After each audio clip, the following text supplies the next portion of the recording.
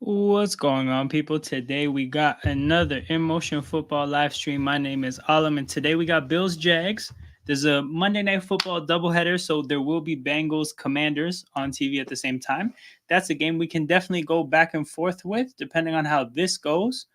But Jags Bills is the game I care about much more. And then we have a whole week of football to talk about. It's been a while. It's been about a week and a half since I've seen you guys. Last stream I did was Bills Dolphins Thursday Night Football.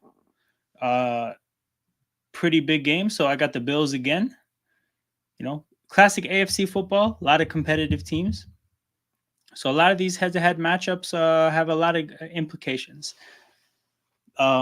Bills Jags. Obviously, you see this game on the schedule beforehand, and you're gonna think that okay, tiebreaker could be definitely an important part of this game. And we're here 2 weeks into the season, 3 weeks into the season, and it's life or death for the Jags, kind of. 0-2.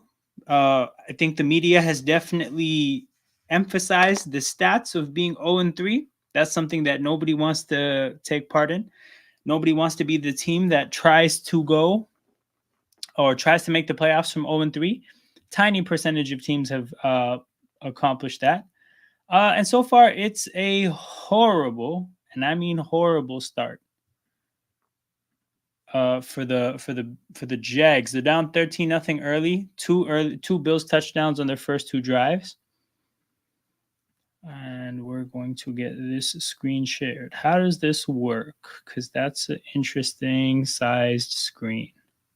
You know what? I think I could find something better. Bear with me, people.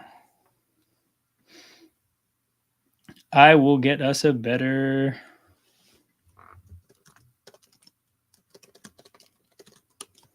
scoreboard setup. I think Bleacher Report was what I used to use last year. I think the standard NFL or the standard Google one takes up too much usage.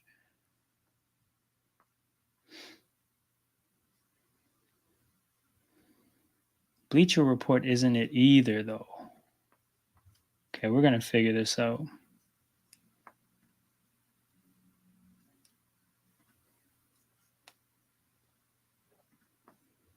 What is CBS saying?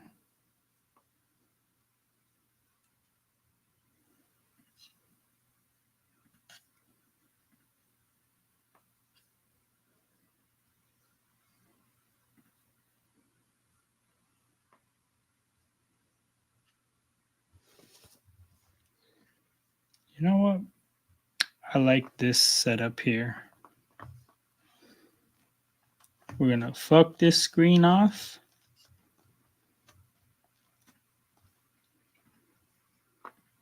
Not that one. Share screen. There we go. All right, so 13-0. We're about at the end of the first quarter. The Jags backs against the wall in this game. Backs against the wall as a franchise, because if things go poorly this year, something has to change. Obviously, the two main components of a team are quarterback and coach. Significantly easier to get rid of a coach than a quarterback after you give them a contract. They just paid Trevor Lawrence, so we know it's not going to be him. If things go wrong, Doug Peterson goes. So he's coaching with his job security on the line.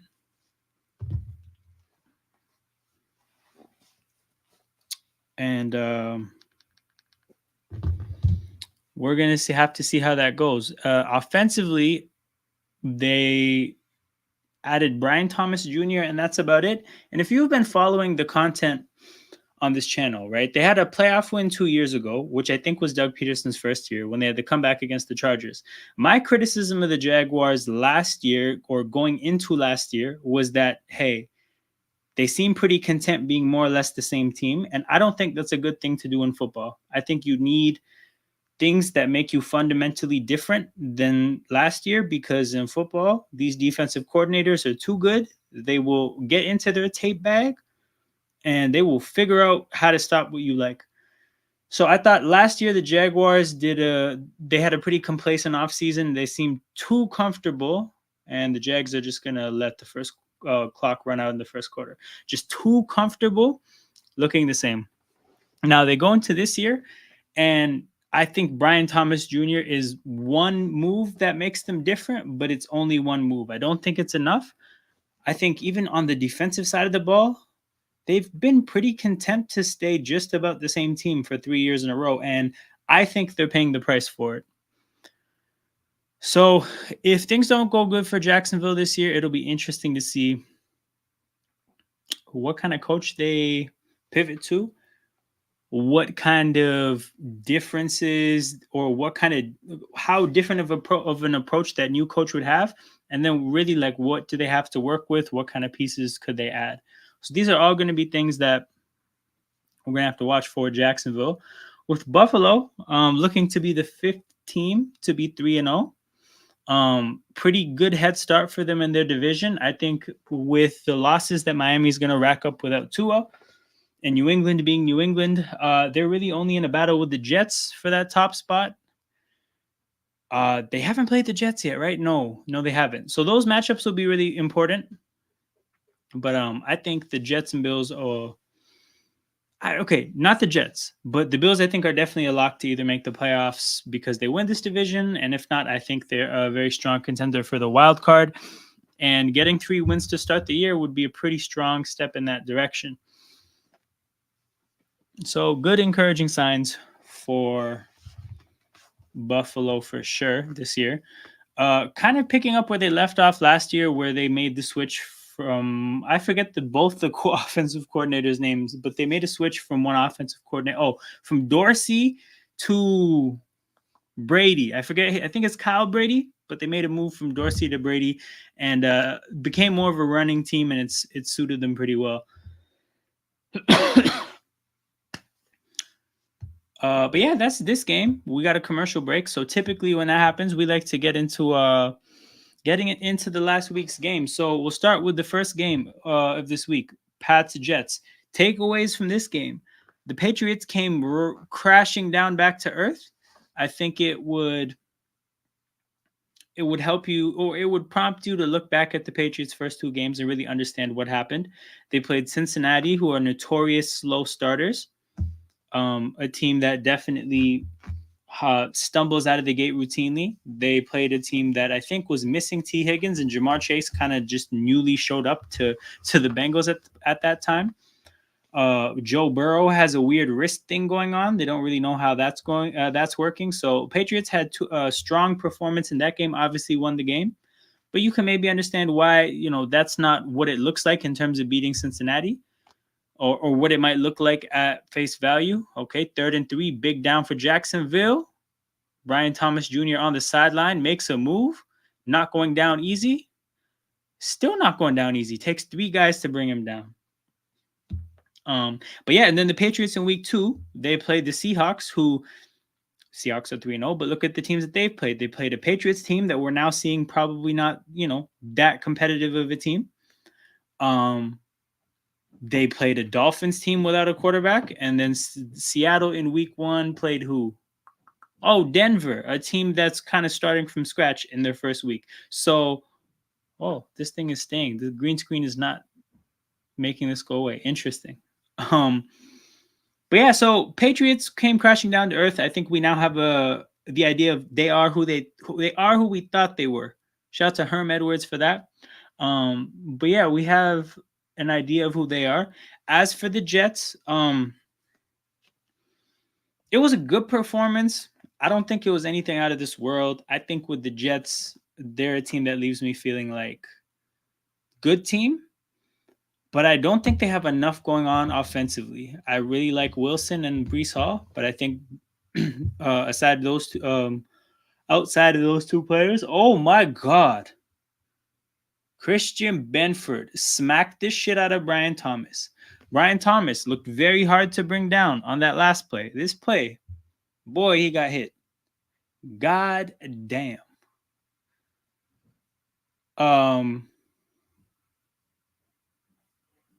But yeah.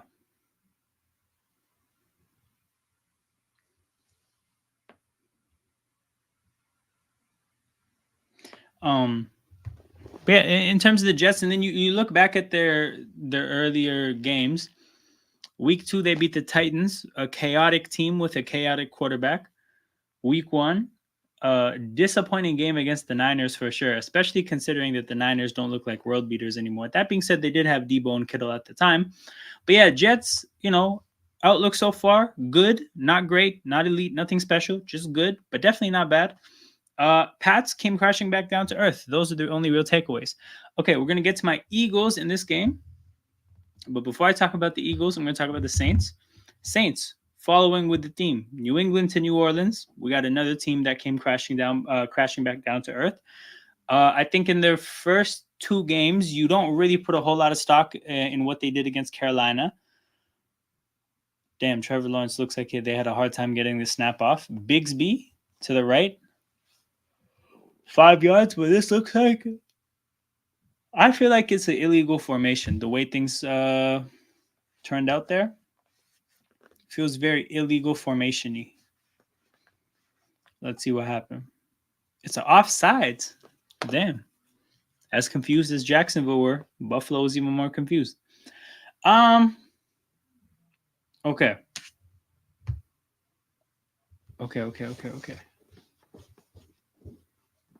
Saints, right. So defensively, their performance against the Cowboys was definitely good. But the game against the Eagles, honestly, considering the fact that the Eagles were missing AJ Brown and that they missed Devontae Smith for half the game, they missed 2 offensive linemen for the bulk of the game. I actually was kind of disappointed with the Saints defense. Definitely not a bad defense by any means, but I thought they should have had a lot more success against the Eagles. I thought the Eagles routinely shot themselves in the foot. How many yards of offense did the Eagles get? Let me see.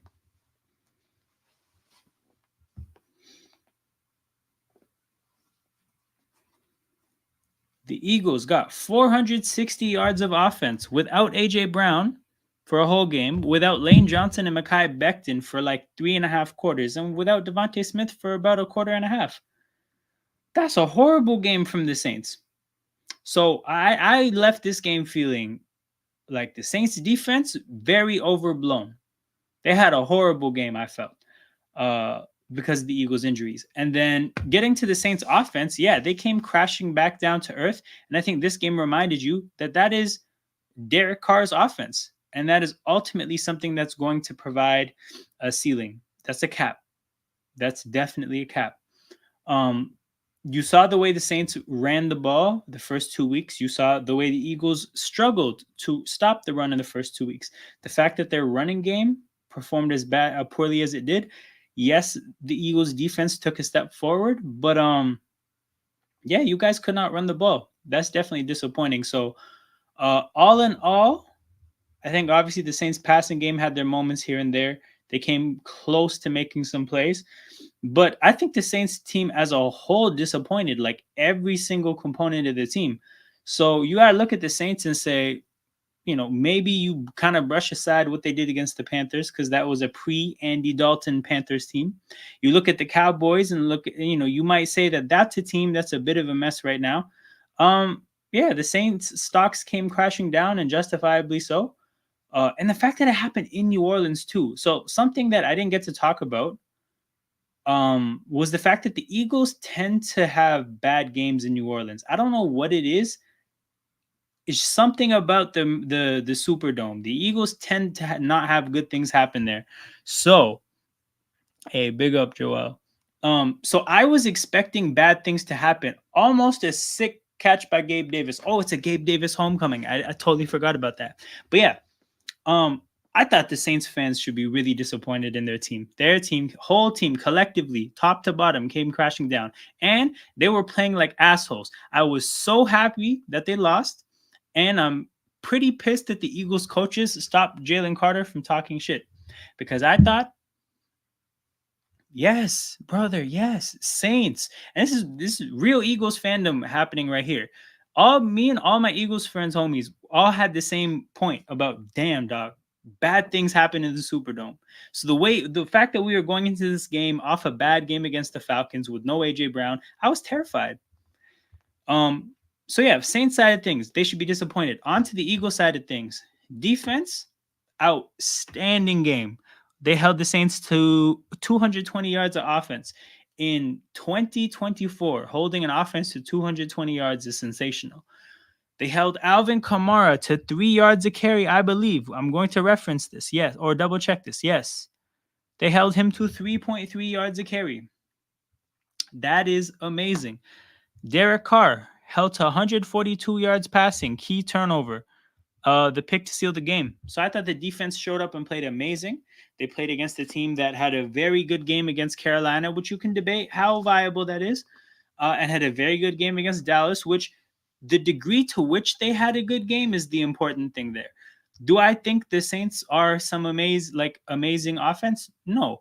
But I think the fact that they hadn't had an unsuccessful drive through 2 weeks, I don't care who you're playing, that's a high level of efficiency. So to bring that unit crashing back down to earth, sensational performance from the Eagles defense. And I think the key thing that they did is they got Nolan Smith and Bryce Huff the fuck off the field. They took the two undersized run defending liabilities and they said, sit down. Right? Brandon Graham, good run defender. Josh Sweat, good run defender. They took the two guys that you know can stop the run, gave them a bunch of snaps, got just competence on the edges, let the defensive tackles go to work. Jalen Carter had an outstanding game. Jordan Davis had some flashes. Good all-around good game from the defensive line. Zach Bond, I think he's really showing that he can play linebacker. Nakobe Dean, okay. But if you think about how bad our linebackers were last year, I'll happily take okay. You look at the secondary, I thought Slay and Q had amazing games.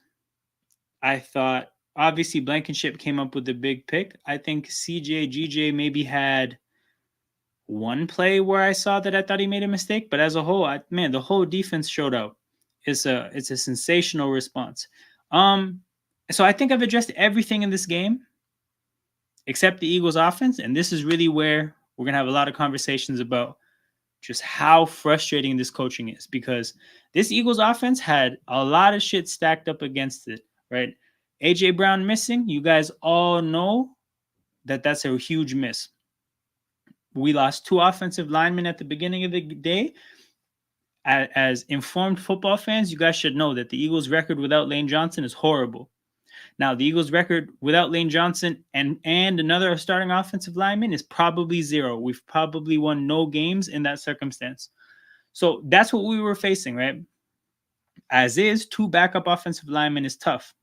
However, you put the two backup offensive linemen in the Mercedes-Benz Superdome in a raucous environment where you can't really communicate. I thought we were in for disaster. And Tyler Steen, Fred Johnson, I think you guys should take a bow. That was sensational stuff. That was sensational stuff from those two linemen. Stoutland earned his money. And I actually, truthfully, thought that offensive line depth was going to be a concern this year. The fact that I feel comfortable saying that unit will be able to persevere injuries is kind of a part of the reason where I'm like, okay, that changes the outlook on the year. Like when it comes to buying at the deadline, are you a contender? Should you, again, mortgage future resources to make this roster better? You have to think about like, okay, realistically, let's say we trade a first round pick for an edge rusher. Are there other places on the field where an injury might end our season?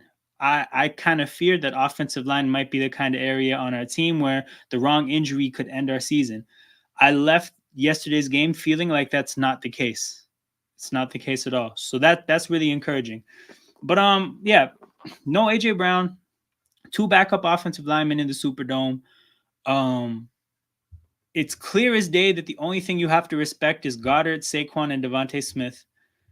And I thought the fact that we got 460 yards of offense in those circumstances is sensational. But it's not just that we persevered against injuries in a really raucous environment. We persevered against troubling coaching, man.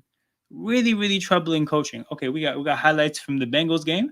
Joey Burrow from 41. Oh shit. Chase got a damn. Hold on.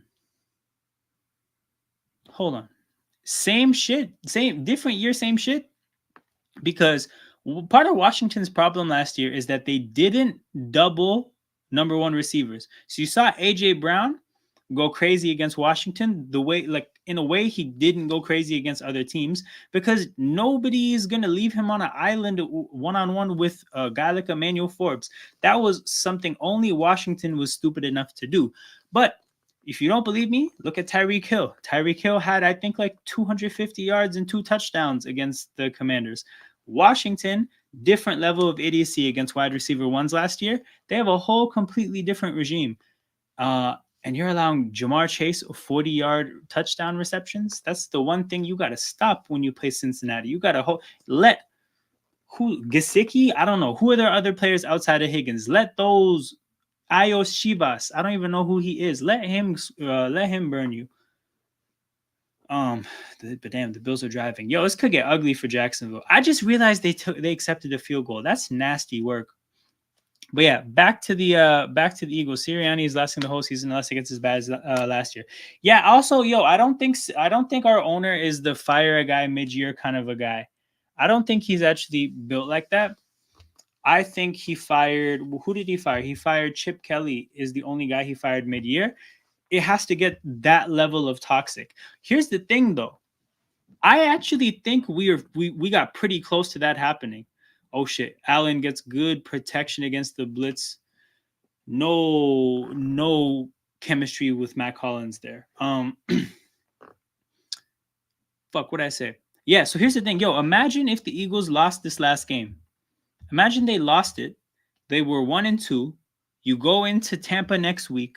Bare injuries. You would lose again because Tampa also kind of has your number.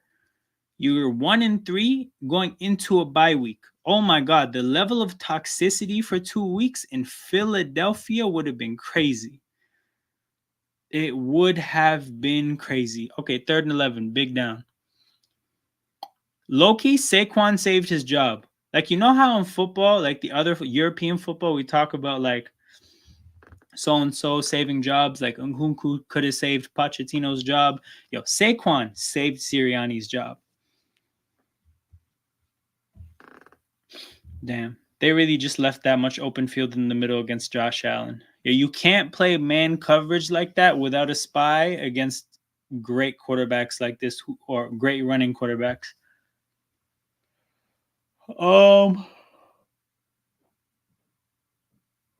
But yeah, to cap off this Eagles recap.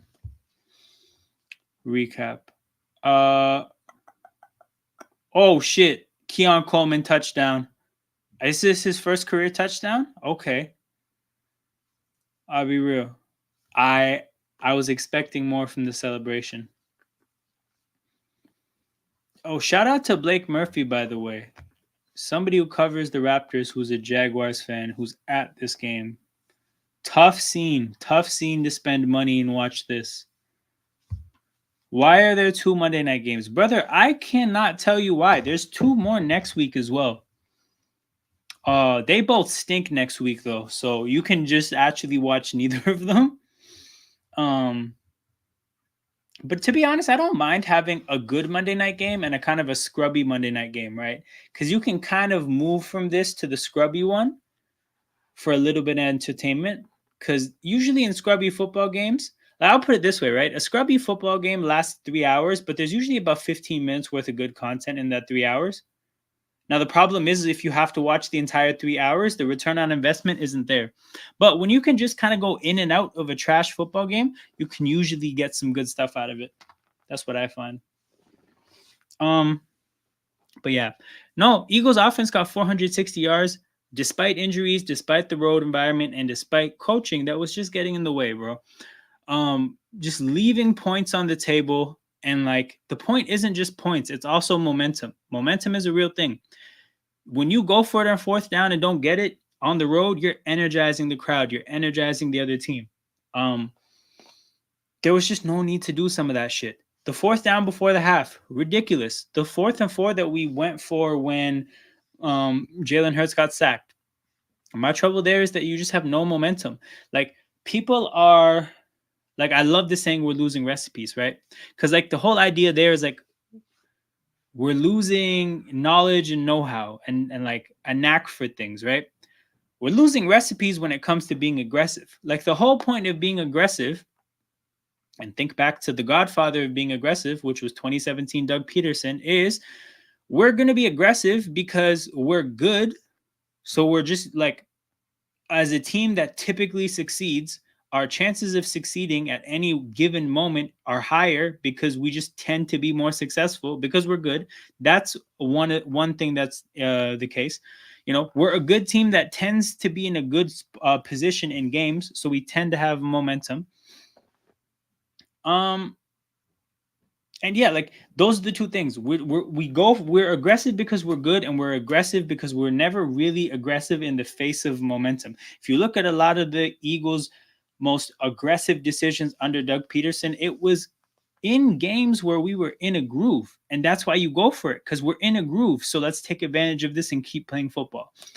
Um, if you look at the Philly special in the Super Bowl, we called that play what? It was a 2-point game.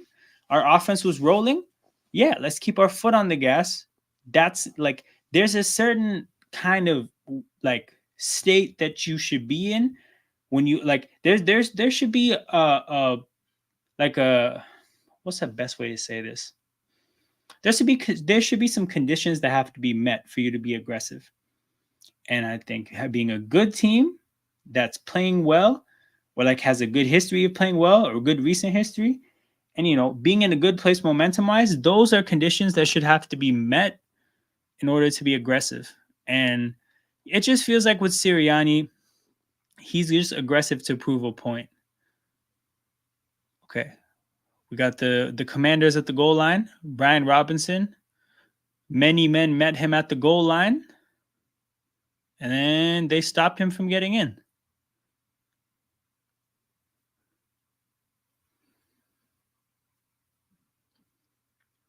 Damn.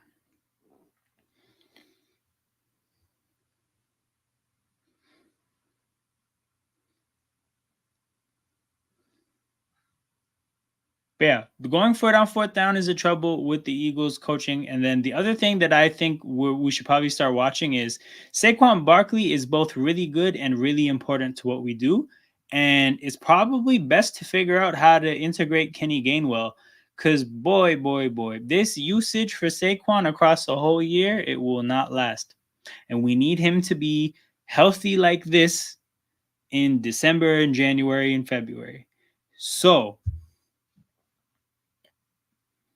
with that being the case, you got to find a way to get Gainwell some usage, and it's tough because we haven't gotten enough of an offensive rhythm to we haven't gotten enough offensive rhythm to really be able to get a feel for like, okay, this can be a Kenny Gainwell drive. We tend to be in a weird spot constantly where it's like, damn, we can't afford to put Kenny Gainwell in and have him not execute something, and then we're like, fuck, it should have been Saquon. Like once we get rolling offensively, it'll be easier to play the backup running back. But also like here, because I'm a criminal, and because I'm extremely pro load management, AO, I'm looking at this games on the schedule and I'm like, yo, who can you rest Saquon against? And the funniest thing is like the most justifiable game to sit Saquon in is Giants away. I'm saying that like it's a football, like a European football match, is at the Giants. Because one, that turf is dangerous. Two, the Giants are a team that we should be able to beat without him. I don't give a fuck that it's a revenge game in MetLife. I don't care about shit like that. Sit Saquon in New York. I'm so serious. Do you think we need to trade for another receiver? No, because I think you're in a tough spot when you acquire a talent in our situation, because this is a guy that's only going to get used properly when AJ and Devontae are hurt, which the goal should be for that to never be the case, right? Obviously, it's possible, but it's just a tough sell to bring somebody in and be like, yo, you're a break in case of emergency player. So, like, that's going to be a role that most players aren't happy with. And the ones that are happy with it are probably going to be pretty ass. So I don't really think it's worth it to make a move for a receiver. Ironically, I think Jahan Dotson was like the perfect caliber, like not caliber, the perfect like kind of receiver to get, right? Because again, he hasn't done oh shit, DeMar Hamlin interception. Oh shit. Jag season over. Doug Peterson. Yo, Doug Peterson, pack your bags.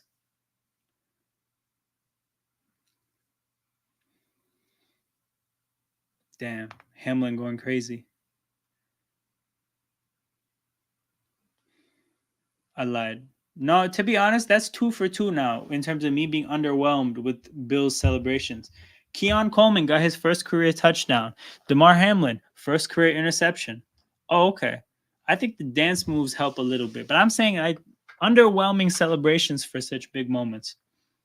But yeah, no, I don't think trading for another receiver is the way.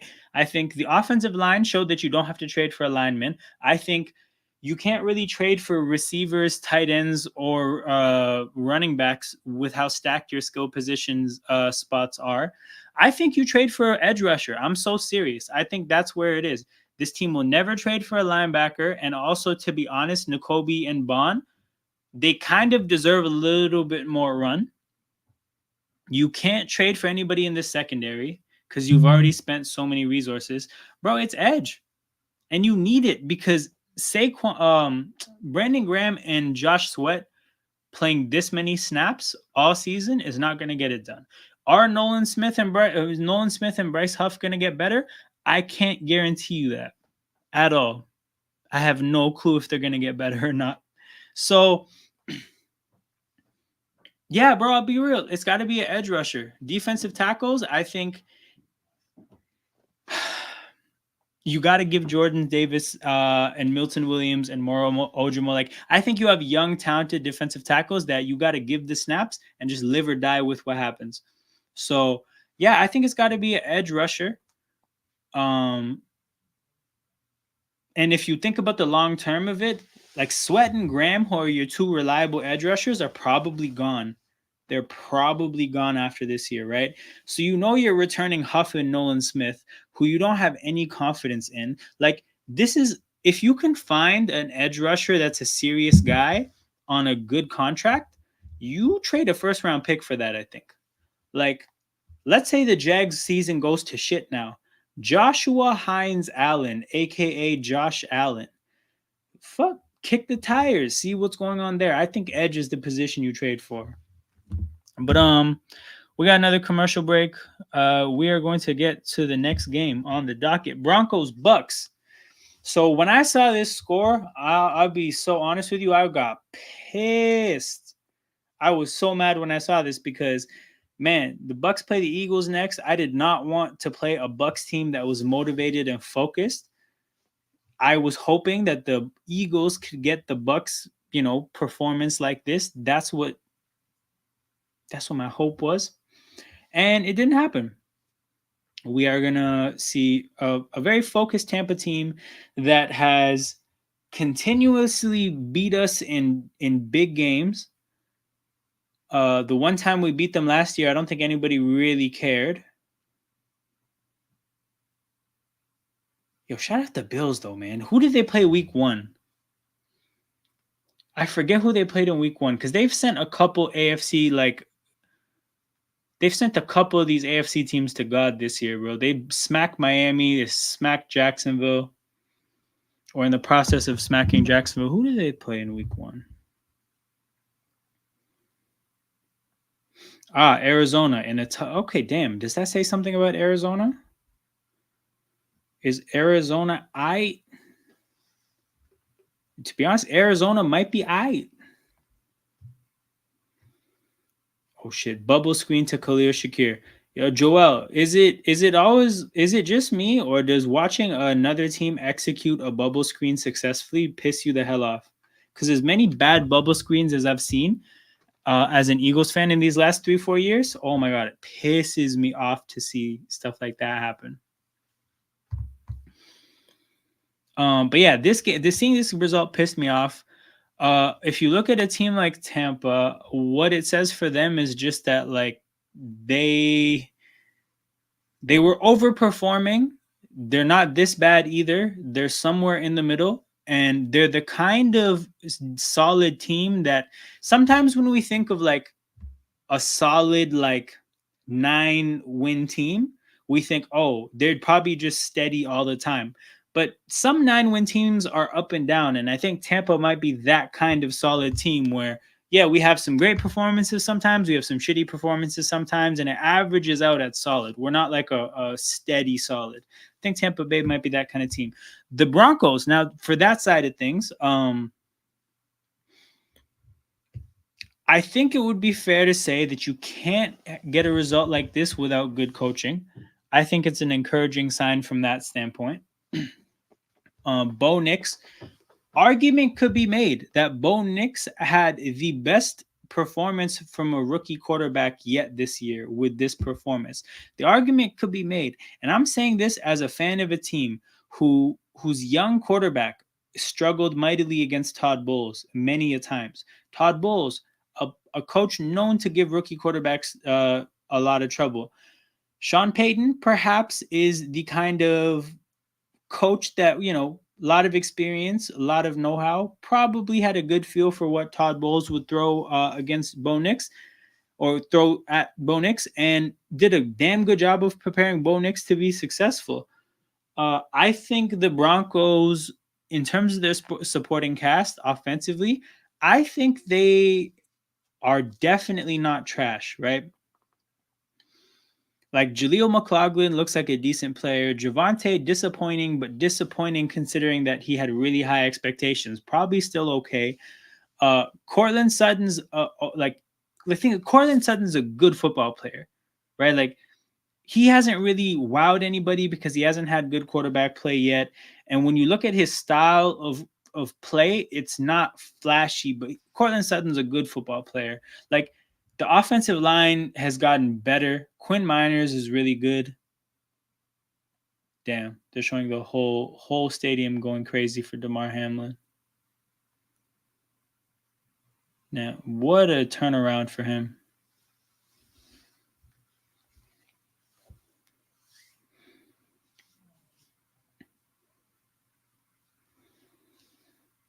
But yeah, I look at but yeah, like in terms of the Broncos winning a game like that, I don't think it changes my expectations for them that much. I think they're going to be the kind of bad team that has a game here and there where, you know, they look like something, because teams at the, oh shit, oh no, James Cook. Oh no, James Cook dropped a touchdown. Oh, 100%. 100%. He's I mean, scripted is the fitting word, because literally there's going to be a movie made about this shit. Yeah, you can see there that James Cook is a running back. Tracking that ball over your shoulder like this, not easy. Receivers are built for it because that's, you know, their trade. That's what they specialize in. But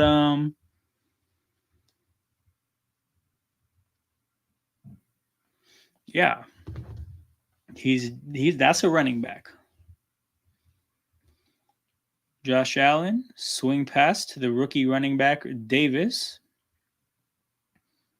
He's about to be, oh, this is true, bro. This is true. Oh, Bills Mafia, when they get to supporting a cause, they're different. As a fan base, they're different. You add that to the mainstream stuff, yeah, you're right. He's gonna get a bag from the Pro Bowl.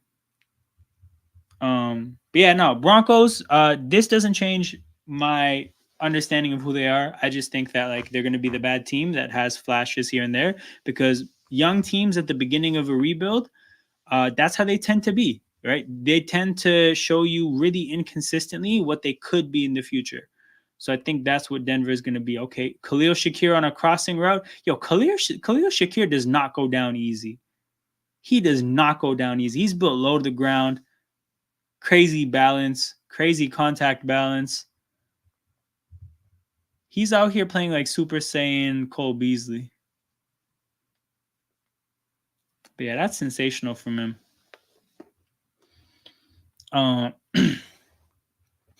Okay, we're going to give the Jags one more. We're going to give the Jags till halftime. And if they don't show signs of life, we're pivoting to Commanders Bengals.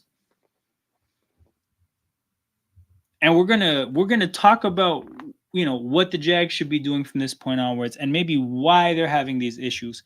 But I'm going to get into the next game. Texans Vikings. So, takeaways from this game. I think a team like Houston is allowed this kind of a game. I think it's okay.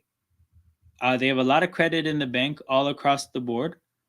They were missing Mixon.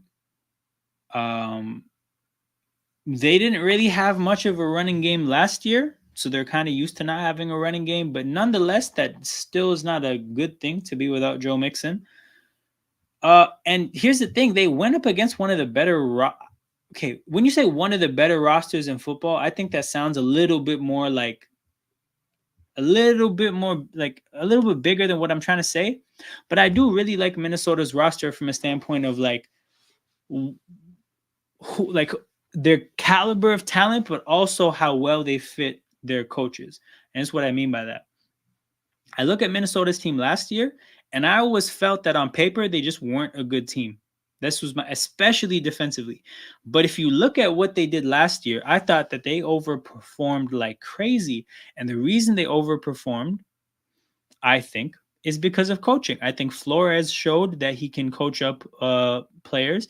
And I think KOC has shown that he can scheme up, good plays for all kinds of different offensive players, right? We've seen a bunch of different receivers go in and out of the offense while he's been there. We've seen a washed Dalvin Cook and some other random running backs.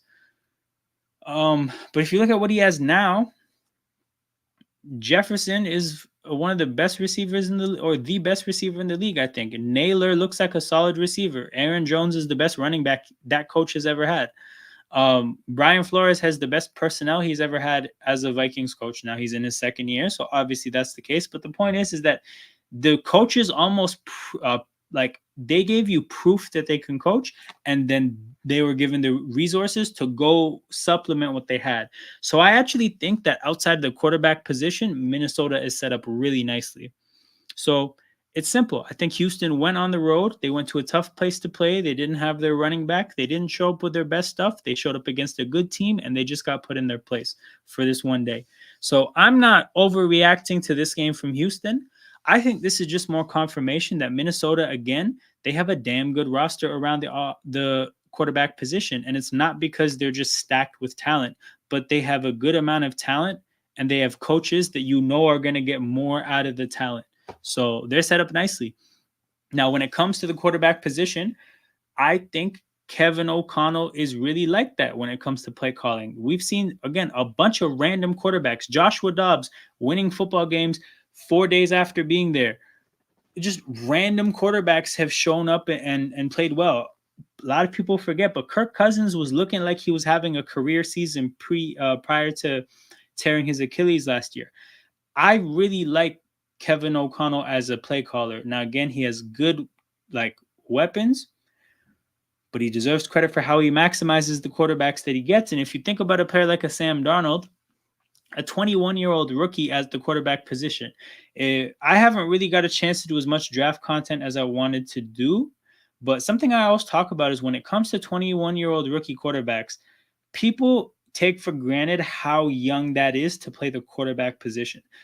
A lot of people in sports will be able to tell you that the quarterback position is such a mental cerebral game, and a part of that mental cerebral side of the game is experience. There's nothing you can do to supplement or to take the place of experience. And at 21 years old in the NFL, I just think it's a tough situation for a quarterback to play in. For those of you who keep up with this type of stuff, most rookie quarterbacks are 23. You get a lot more 22-year-olds than 21-year-olds. So I say this all to say, when I see a 21-year-old rookie enter the NFL at the quarterback position, I become very weary of where are they ending up. Like, what is their situation like in terms of coaching, in terms of talent, all these things. What is the situation like? And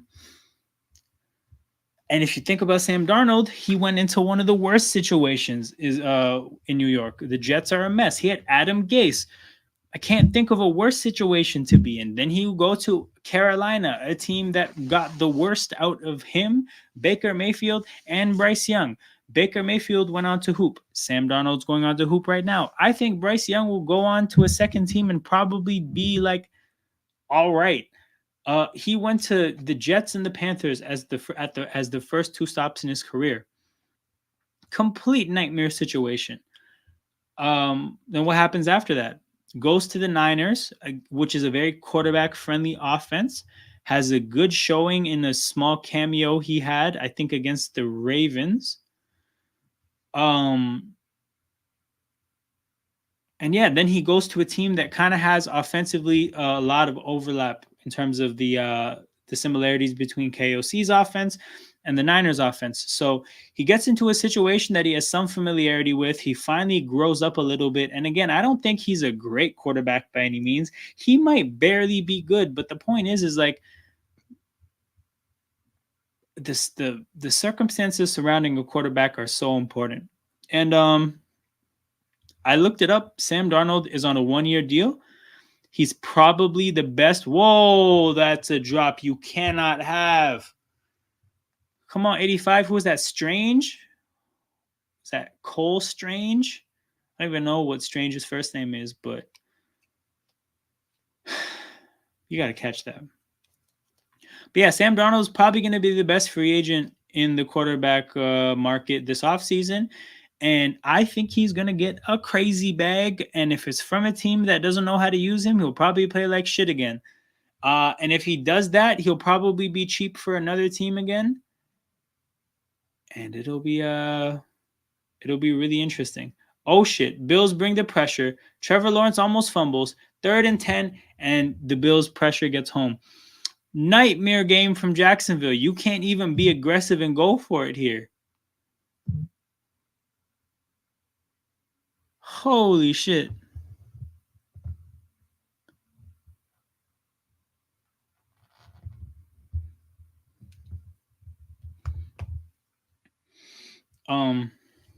But yeah, I feel pretty good about Minnesota's team outside of the quarterback position. I think they picked the right quarterback. I think ultimately they won't be able to be contenders with Darnold, but they'll be able to be a good football team.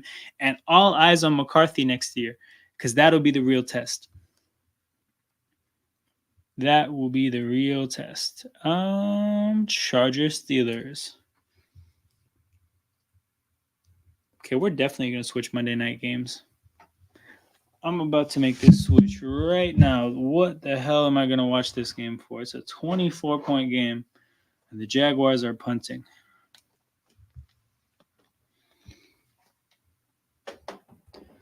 All right, Washington is driving in a tied game. Okay. Whoa, a Bengals. Oh, Jaden Daniels missed a touchdown.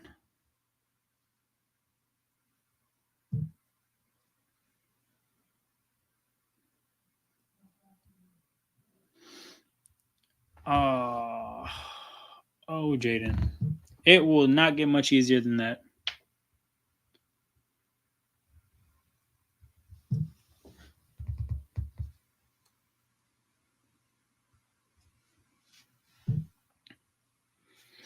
But yeah, Chargers Steelers, a very physical football game. This is a Tomlin against a Harbaugh, so you already know how that's gonna go.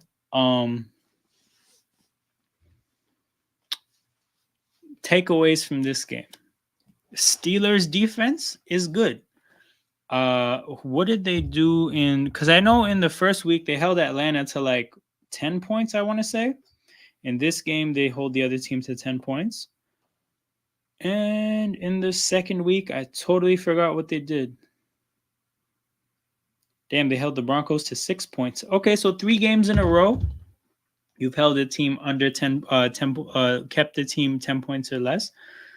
You've given up 26 points in the first 3 games. The defense is balling. I would say that this is unique for Pittsburgh because they haven't had this kind of a defense for, I want to say 10 years. It hasn't been this good in a long time. They've had some good defenses, but it hasn't been like this. You know that Tomlin is the kind of guy that gets a bunch of wins regardless of who he has. So with this kind of a defense, they should definitely exceed 10 wins. Definitely, like, it should not be a barely get 9 wins type of a year. So, that's the outlook on the defensive side of the ball. When it comes to the offensive side of the ball, something you got to keep in mind is that Arthur Smith is a good offensive coach. Like, he's a shit head coach. When it comes to just the things that are greater than just calling plays, it was kind of a disaster in Atlanta. But as far as what he did in Tennessee, super respectable. And if you think about the formula that worked for a team like Tennessee, they were just going to play good physical defense. And to be fair, I think this Pittsburgh defense is better than any defense he had in Tennessee. And then the offense was going to play offensive football that is meant to complement a good defense. If the Steelers offense, like right now, or the Titans offense from back in the day, if they played with bad defenses, those teams would suck because you can't play that kind of offense with a bad defense. However, if you play that kind of offense with a good defense, you can get wins. So Arthur Smith, thinking about personnel, he had a young A.J. Brown and nothing else, and now he has a young George Pickens and nothing else. That's close enough to say that that's comparable. Justin Fields, obviously he has his issues, but you're not going to sit here and tell me that he's, like, from an ability standpoint, just like, that's a hold and a half. Damn, Jaden Daniels finds, I think that's McCaffrey. Who is that? This is just, I forget. That totally may have just made that name up. No, I think it's a McCaffrey. But yeah, that's comparable. The offensive line, I would say, either on par or better now.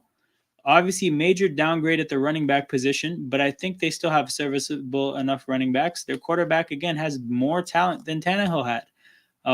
Probably less know-how in terms of playing the position. Austin Eckler, is he going to score? Gets in the end zone. Commanders take a 6-point lead, chance to make it a 7-point lead, and the Bengals are staring 0-3 down the barrel. What the hell is a Cincinnati Bengal, man? 0-3 would be nasty business. Frustrating there defensively too, because the hole was tiny and Eckler just happens to be tiny enough to fit through it. But yeah, what we saying?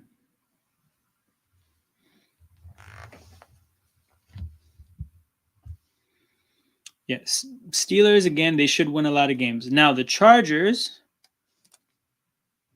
I kind of have mixed feelings about them because Herbert being hurt, I think, is really bad. I think their backup quarterback situation is not good.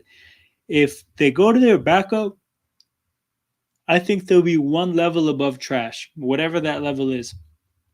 I think they'll be one level without trash without Herbert playing. I agree, but I don't think it'll happen. And actually, it's funny you say that. I kind of want to talk about that tomorrow, if not on Wednesday, if not on Thursday. But I do want to talk about, like, super, super, super, super early playoff pictures. But yeah, I think the Chargers with Herbert in a Greg Roman offense, it's a weird fit. Like, the running backs are going to eat, but Greg Roman offenses typically also have the quarterback running around all over the place. And Herbert's not the quarterback for that. Greg Roman offenses typically don't prioritize receivers. This is kind of like that. You don't have good receivers. So, like, Herbert's not going to run around the field and pick up all kinds of rushing yards. He's also not really going to air it out with these receivers. I think they're in a weird place offensively. Like, I think they have such a strong cap, but they have a high floor because of all the talent, because it looks like they have a healthy J.K. Dobbins. Control, Alt, Delete has definitely made their offensive line better. I think the Chargers will be an aggressively average offense and probably like an above average like defense.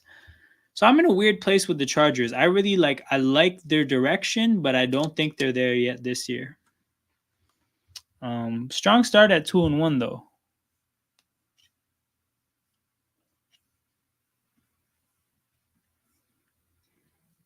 But okay, Packers Titans next game.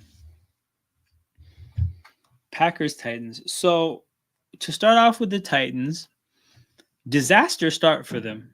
Absolute disaster. Your quarterback looks like one of the dumbest quarterbacks since Carson Wentz. Uh, he's top 2 for sure when it comes to dumbest quarterbacks we've seen in the last little bit. You've spent all this money on a team that's 0-3. The Titans are 0-3, right? So you've done all this investment and it leads to what? An 0-3 football team. That's got to be depressing.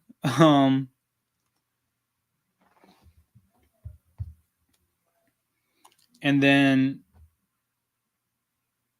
like, defensively, what did you do? Against the Jets, you had a decent performance. Against the Bears, you could say you had a good performance. Yeah, you had a good performance, but against the rough offense, like, the defense it hasn't really lived up to how much they've spent. It's been good, but nothing special. But however, like, average you think the team is playing, they played good enough to win games, but Will Levis throws it away. I just think this has been a disaster for Tennessee, and it can only go on for so long. If Mason Rudolph is playing, they're probably 2-1, maybe 3-0, probably not, but maybe. Bro, Will Levis is actually just like getting rid of points by himself, like on his own, throwing pick sixes, fumbling the ball in the opposing team's territory. Like, Will Levis is.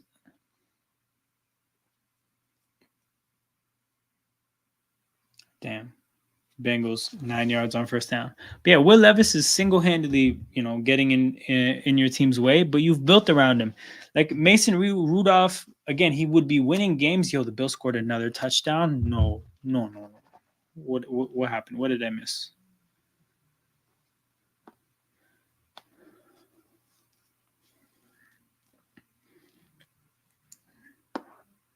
How did they drive down the field? Bro, 7 plays, 39 yards.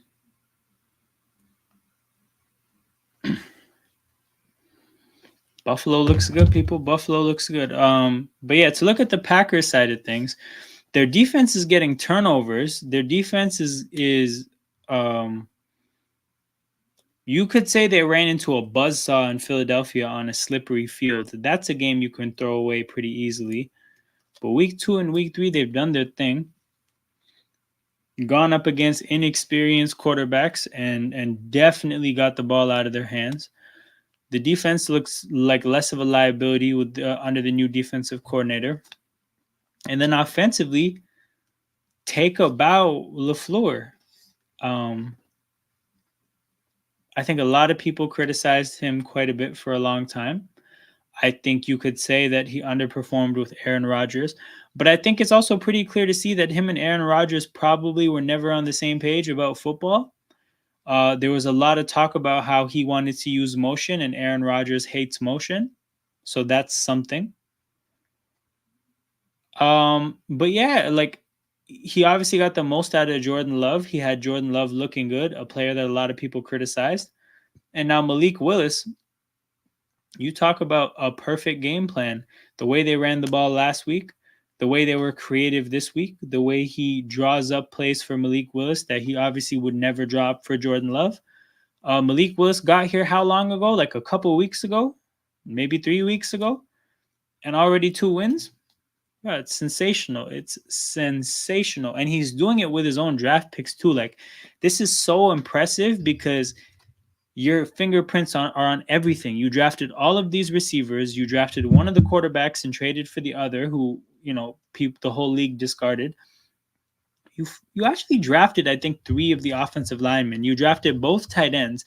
Like, this is thoroughly your team, and it's impressive. So that's my main takeaway for the Packers offensively, man. Hat tip to LaFleur, man. That's amazing, amazing job that he's doing. Now, in terms of whether they're going to be contenders or not,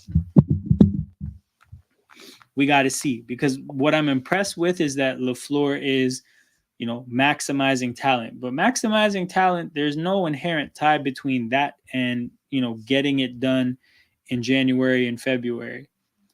There's a big game management component of coaching that's yet to be determined with LaFleur. And if anything, the early results aren't good. So we'll see how that goes with, again, his offense. Oh, my God. This tight end was trying to make, oh, my God, almost dropped it. He was trying to make some enemies. Okay, Giants and Browns. We'll get to this in a second. I got to take a break. I'm running through these games quickly.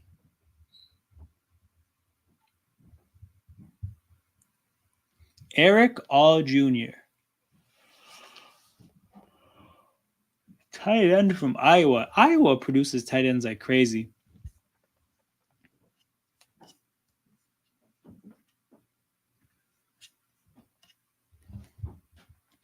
Burrow to the tight end.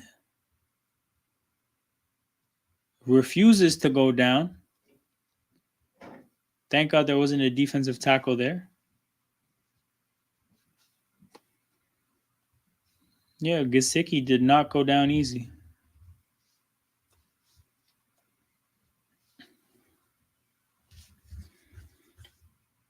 Who would have thought it, though? Bengals Commanders, quietly a shootout. We might see 14-14 before halftime. And I think in this game, it's 14-14 because these drives have been long. Oh, shit. Burrow tries to evade the pressure. All he does is get himself hit even worse. Oh, Orlando Brown is down.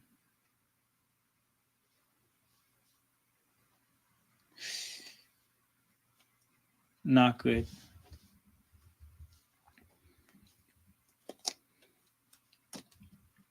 Damn. I might have to... My whole stream is set up for Jags Bills, but that game is a disaster. Can I pivot aggressively to the other side? It'd be too much work to make a thumbnail on stream and change all the hashtags and everything. Whatever. We'll just write it out as is.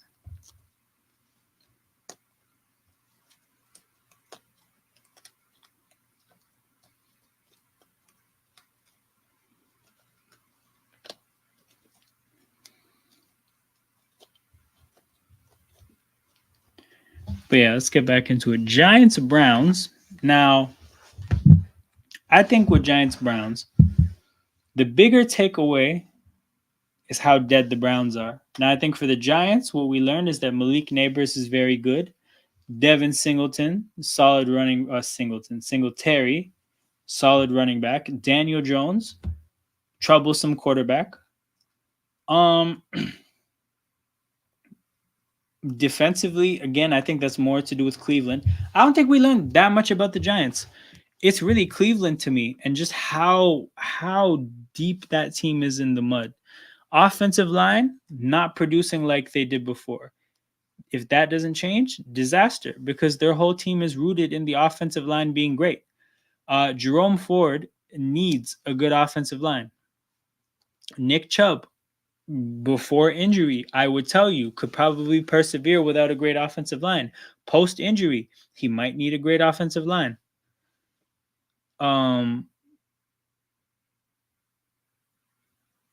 Wait.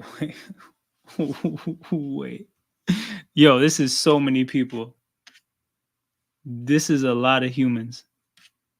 What the hell just happened? Shout out to Grossi. This is a lot of people. Okay. Who? Whoever sent this raid, thank you. There's about 280 people alive right now. Is this Tom Grossi? No way.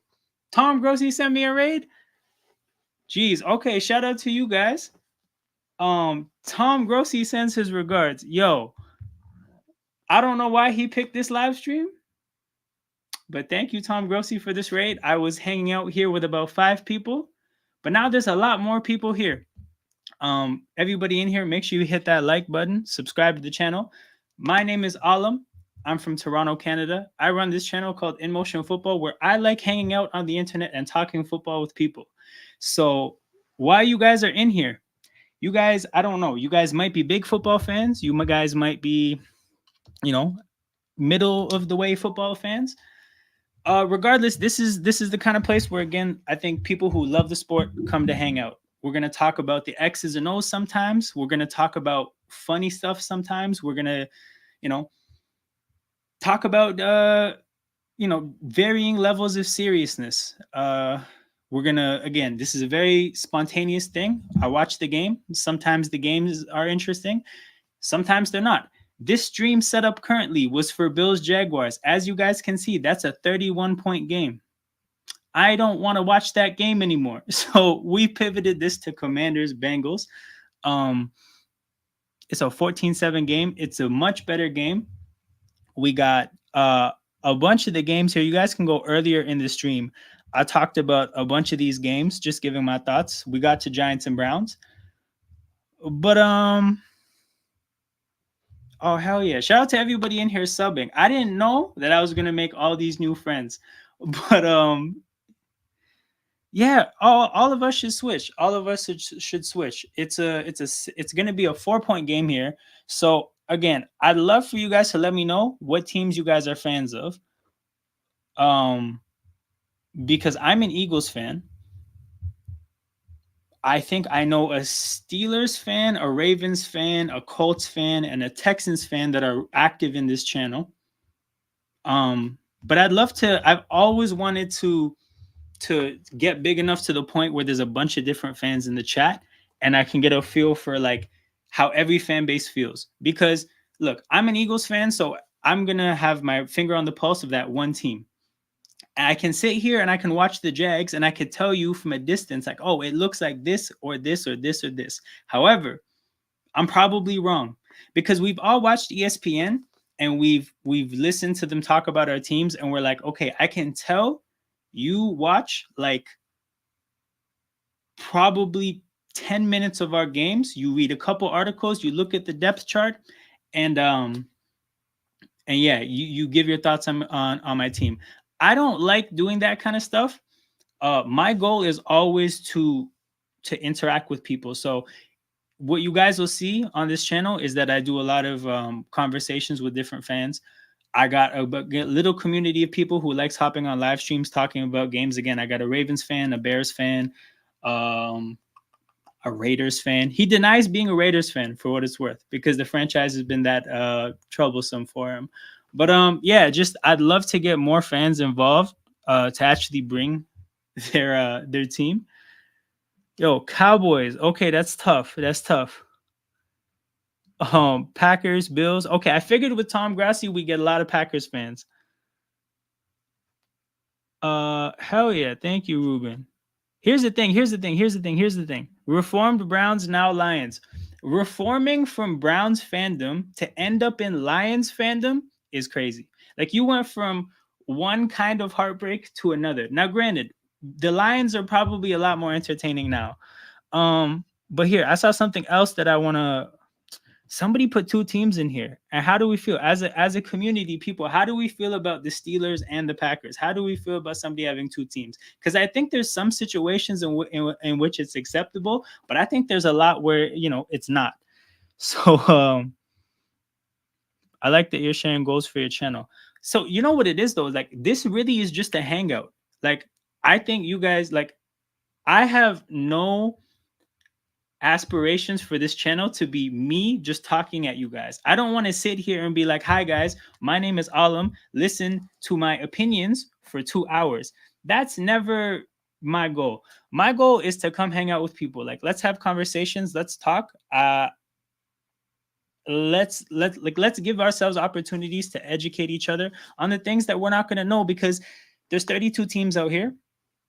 There's, not enough time in the week to properly see what's going on with every team.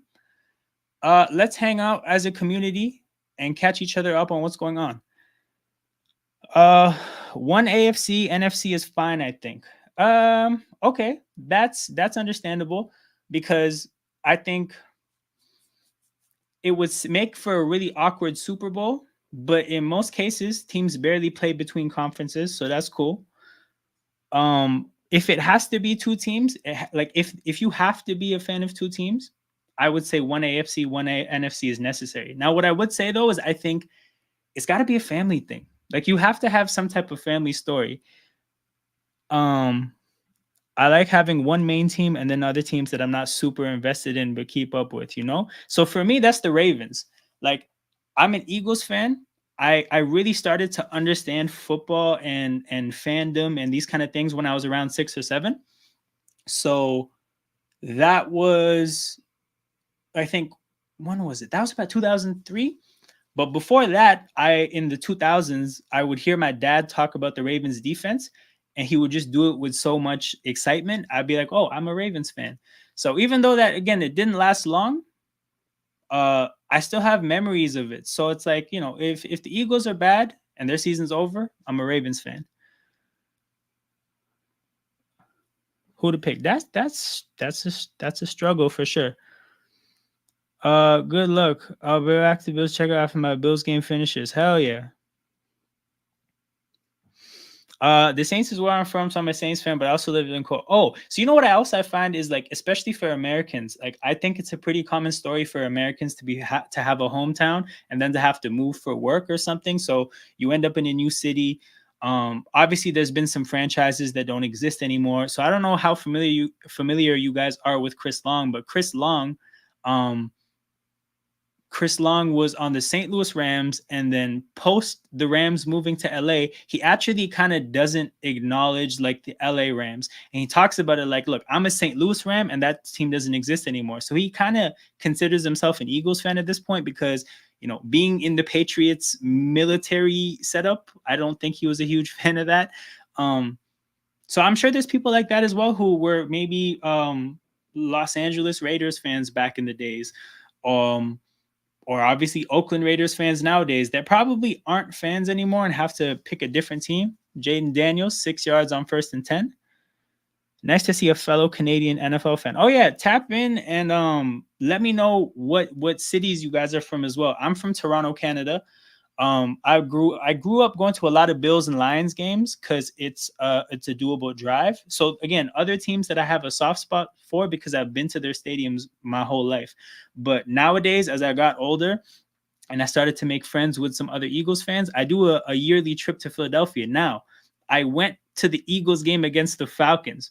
And when I tell you how depressing the end of that game was, oh, Jaden Daniels, he hit Terry. He missed Terry earlier in the game on a much easier throw, but that's a dot.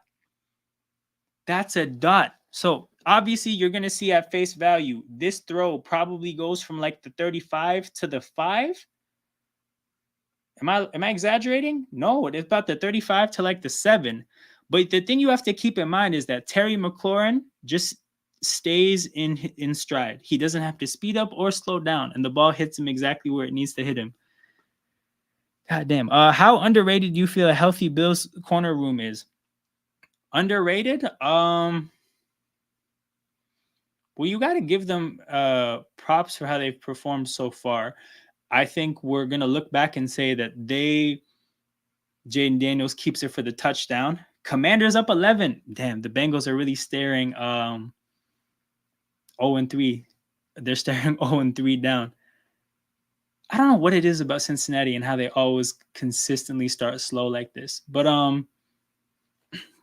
here's the thing. I think they don't get a lot of credit in terms of mainstream acclaim. But I think if you ever talk to people that really dig into football, there's going to be a lot of people that say, the Bills cornerback room is good. And if you look at their performances, they shut down Miami pre-injury, obviously, to Tua. They shut down Jacksonville today. They had a rough game as a unit, like defensively against Arizona, but they held Marvin Harrison Jr. in check. Like, I think a lot of the football people will tell you that that they're a solid unit. But yeah, hold on, people. Hold on. I gotta see really quickly. God damn. How did I get like 88 subscribers from Tom Grossi's people? That's crazy. Whoa. Thank you guys so much, man. I hope you guys stick around. Like I said, my goal is for this channel to be a hangout. So if you guys like hanging out and watching football, this is the place to be. Man, thank you, Tom Grossi. I gotta reach out. I gotta reach out and say thank you. Jaden Daniels TD, hell yeah. But okay, so if you guys aren't familiar with how this works in this channel, I love having two things going on at the same time during a stream. So I got the game on, and we're going to talk about the game. But also, the other thing that I have to talk about is the results of the games. So there's a kickoff right now. The game kind of died down a bit. We're going to pick up where I left off. Giants Browns. So again, what I mentioned before, Tom Grossi changed my channel's life. Was that I think that the Giants side of this, I didn't leave feeling too differently about that team. Like I said, I know Malik Neighbors is really good. I know Singletary is a serviceable running back, and I know Daniel Jones isn't it. I know they have some pieces defensively, like nothing really changed. I look at the Browns and I'm like, this team, it's a disaster for them. The offensive line isn't playing elite anymore. Their running back, Jerome Ford, I think is not a particularly dynamic running back. I think he needs a great offensive line to be functional.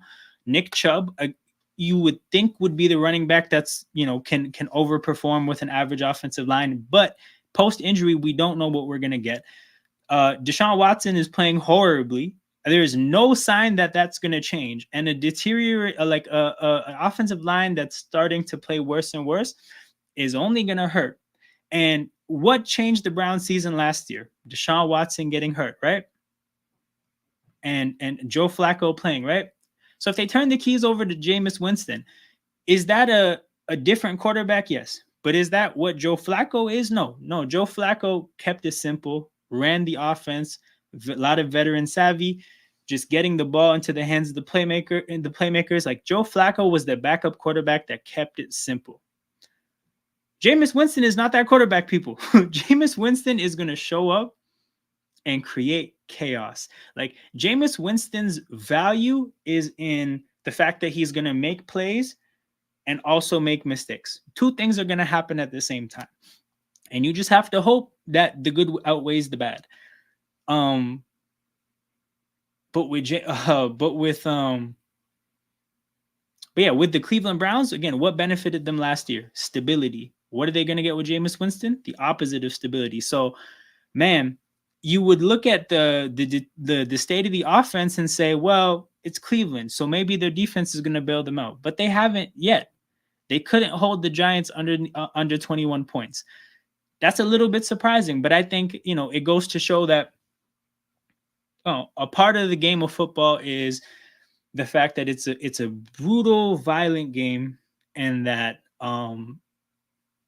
sometimes when a team doesn't believe in itself, you're going to see, especially good players not perform as up to their capabilities. So with the Browns defense, I wouldn't be surprised if there's a little bit of, I wouldn't say quit, but if they just kind of pack it in a little bit and say, look,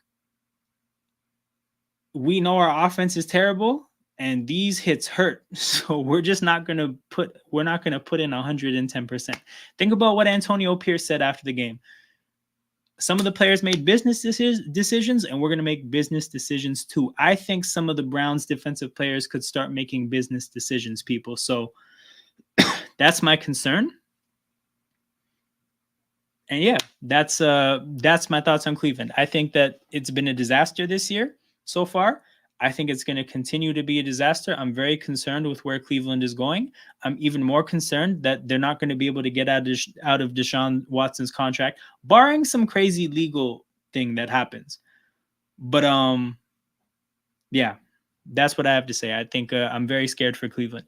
Bears and Colts. So I think I saw some Colts fans in the chat earlier. I don't know if the Colts fans stuck around, but we're going to get into this game in a second. I'm seeing that the Bengals are driving.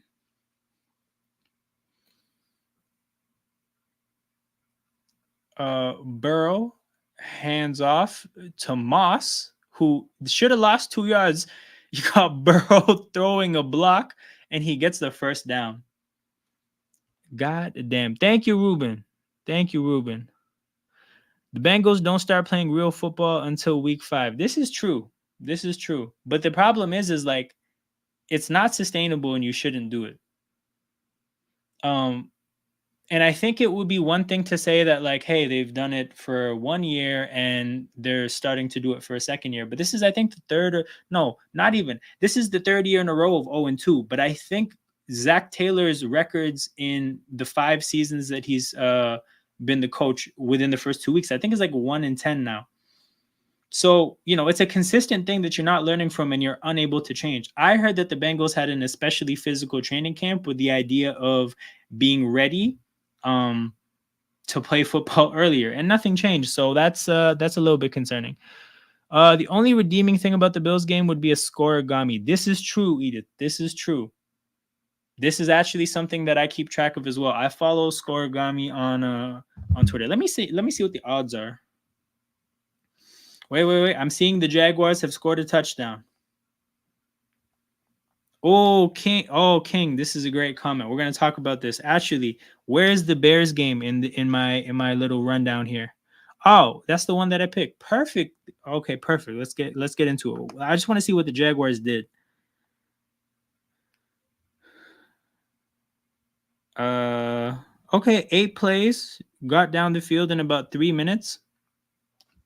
We'll keep an eye on that score. If it's a 24-point game. If it gets to within 2 scores, we'll return to that game. But this game is much better so far.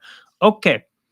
No, I lied. We're gonna get into that game at the end of this drive because the Bengals are at the 25. They're approaching the red zone. Burrow to Eric All.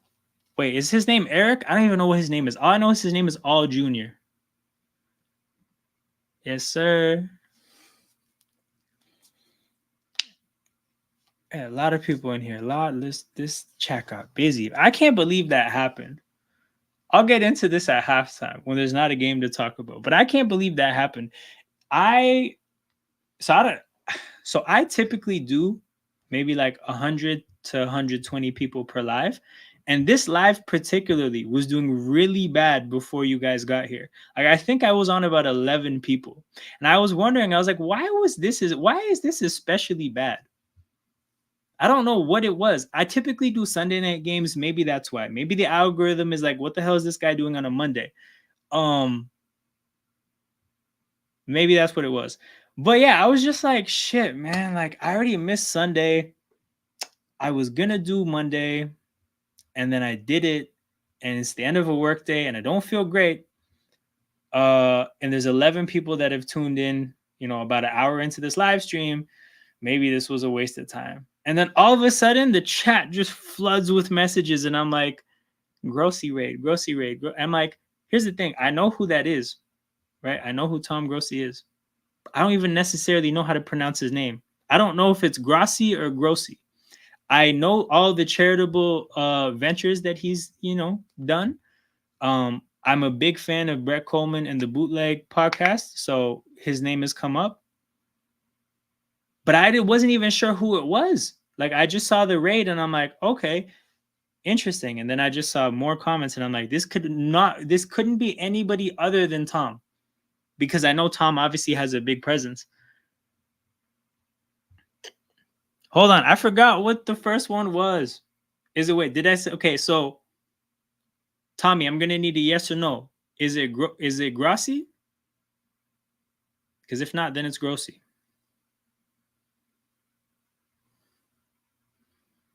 But yeah, I'm about to familiarize myself very quickly after this. This was crazy. what was the live stream that he had? The first pronunciation. Okay, got it. Got it. I'm about to familiarize myself with very, very quickly. What was the live stream he had going on before this? Before you guys got sent here?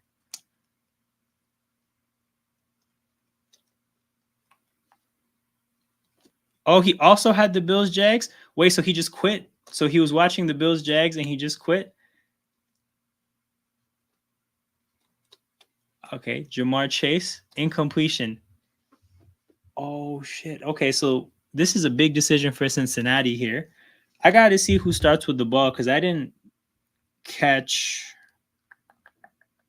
I didn't catch who started with the ball here.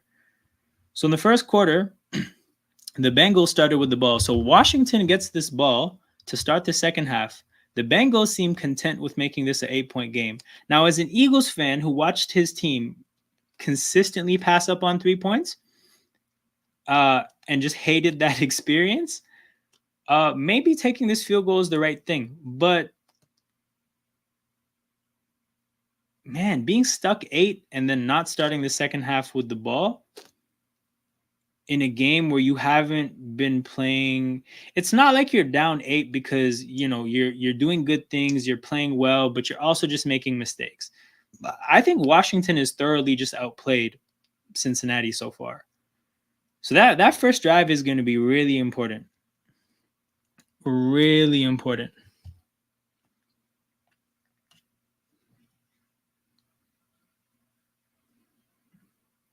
We're watching Commies vs. Bengals now. He streams all primetime games, but is covering both now. I'm going to familiarize myself very quickly. That was awesome. Definitely made my night. But okay, streaming all primetime games, that's a tough ask though, to be honest, as a live streamer, because the primetime NFL games, you have no idea what you're signing up for. Last year, I did the opening Sunday night football game. It was Giants and Cowboys. If you guys don't remember how that game turned out, it was 40-0. So there came a point in the middle of the second quarter where me and the people who I had on the live stream, we all just looked at each other and were like, do we actually care about this game? And the answer obviously was no. So we pulled up a game predictor, and for the whole second half, we just slowly but surely predicted the entire season. Game by game, we went through every single one. And by the end of it, we were delirious. We looked at the standings. They didn't particularly make sense, but we were happy with our work. We needed something to do, and oddly enough, that kind of turned into a tradition for this platform. So when we do Sunday night football games, the whole goal there is that you have the whole Sunday's worth of football to talk about. Worst case scenario, if things get bad, you can just talk about like the day's football. If you do a Thursday game though, I think you need a secondary activity lined up because some of these Thursday games suck. And when they suck, you need to do something with the time. All Packers fans, he's a Packers fan too. Okay, I did Packers Eagles this year because I'm an Eagles fan and it was a Friday night game. So that was a fun time. It was a chaotic game, but it was a fun time. So, okay, as fans of live streaming content during sports, what do you guys look for necessarily? Because I know when I watch games and I have a watch-along live stream on, I almost kind of tune out the commentary. Even though a live streamer is never going to be completely caught up, like, do you guys look to supplement the commentary with a live stream, or does it take the place of the commentary?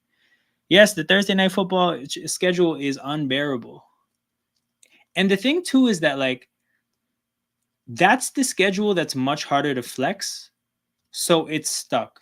And obviously they're going to try to pick out who good teams are before the season, but a lot of the times they're wrong. Understandably so. You're going to be wrong. You can't always get that stuff right. But do you guys remember Panthers Bears last year? Oh my God, that was the worst experience I had watching Thursday night football.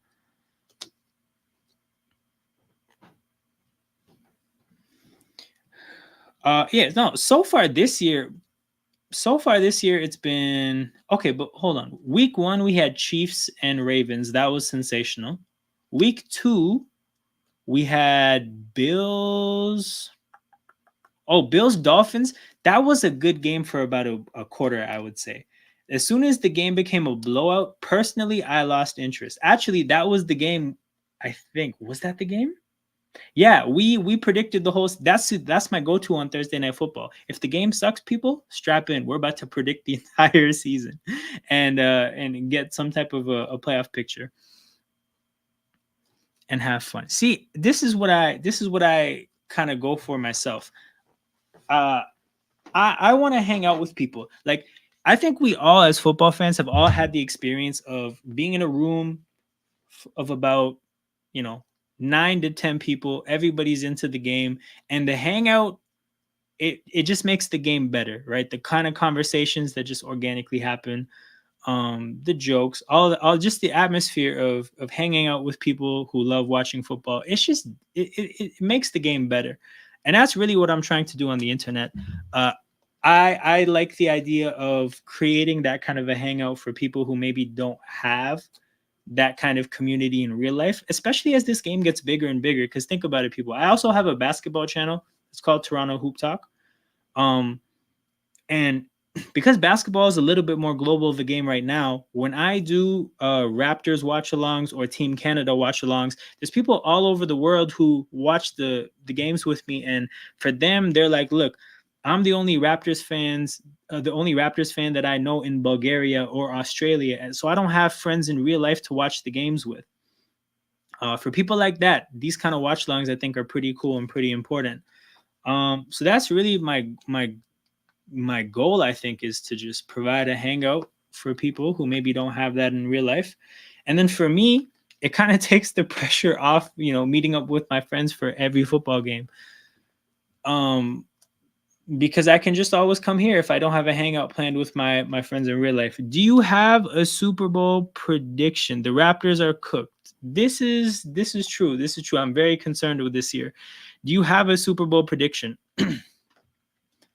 I'm taking Chiefs over an NFC opponent, and I think that that's a uninteresting take, and a take that nobody's interested in hearing explained, because all the reasons are common sense. So I'm not even gonna get into that. But Chiefs over. I don't want to predict my team losing a Super Bowl because that hurt is too strong. I'm gonna go Chiefs over Lions. Let's do it. Let's do it that way. Let's Chiefs over Lions, but not Scotty. The thing is I wouldn't say that quickly or Barry. Like there's a handful of players that I wouldn't say are cooked, but I think they're gonna have to play roles that are are above them. Like I think they're gonna be in over their head as far as what their roles are, and that's what I think the problem is gonna be. My Celtics are winning it all again. Okay, all right.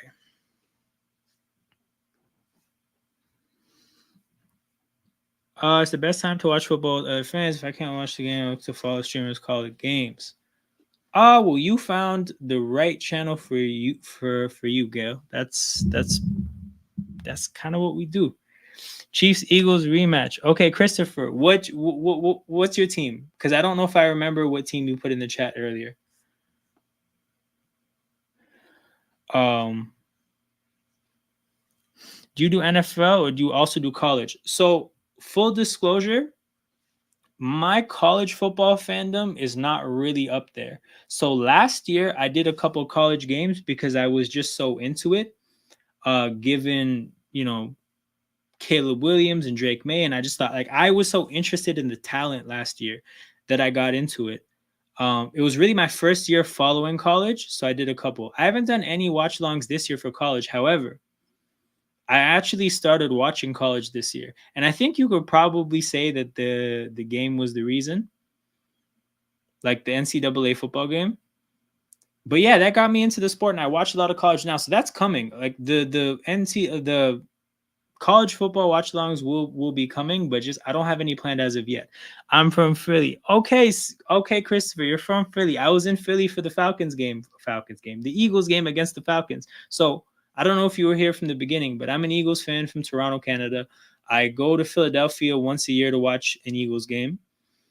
And typically, I get to see some good games. I actually got a chance to be in Philadelphia for the Eagles win against the Giants when Jake Elliott made a 61-yarder to win the game. The year we won the Super Bowl. So that's my highlight of being in Philadelphia. I've been to Philadelphia so often that I feel like I've tried most of the cheesesteak spots that the locals will tell you to try. So not Geno's and Pat's and the tourist traps. I actually ask real humans from Philadelphia, what places should I try? What places should I try to get a cheesesteak? And I think Woodrow's is really, really good. I don't know. That's not a commonly talked about one, but I think Woodrow's is amazing. If any of you guys are in Philadelphia and want to try a cheesesteak, that's my recommendation. But yeah, I think Christopher could probably give you better advice. D'Alessandro's. Okay, that's number 2. D'Alessandro's is definitely number 2. Yeah, I remember them being really good as well. How's the Broncos Eagles game that year? That game was a blowout, right? I think they blew out the Broncos. They were wearing all black uniforms. Wentz played his ass off. Alshon Jeffrey caught a touchdown. Those were good memories. Those were really, really good memories.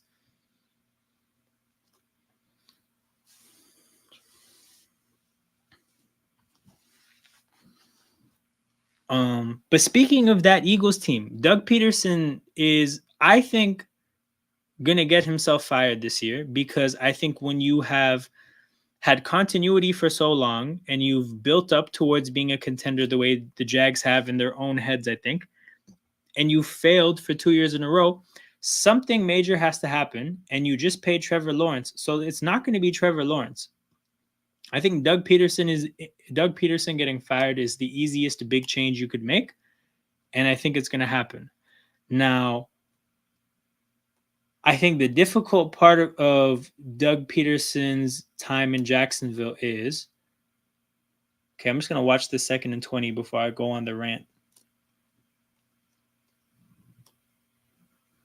Okay, they didn't get it. So, people, for those of you guys who are not familiar with why Doug Peterson got fired in Philadelphia, it was because the Eagles identified his assistant coaches as problems, and say, like, the assistant coaches that he handpicked after the good ones got poached. So the Eagles won the Super Bowl, the good assistant coaches got poached because brain drain, and that's how it works in the NFL. So he handpicked his guys, and his guys sucked.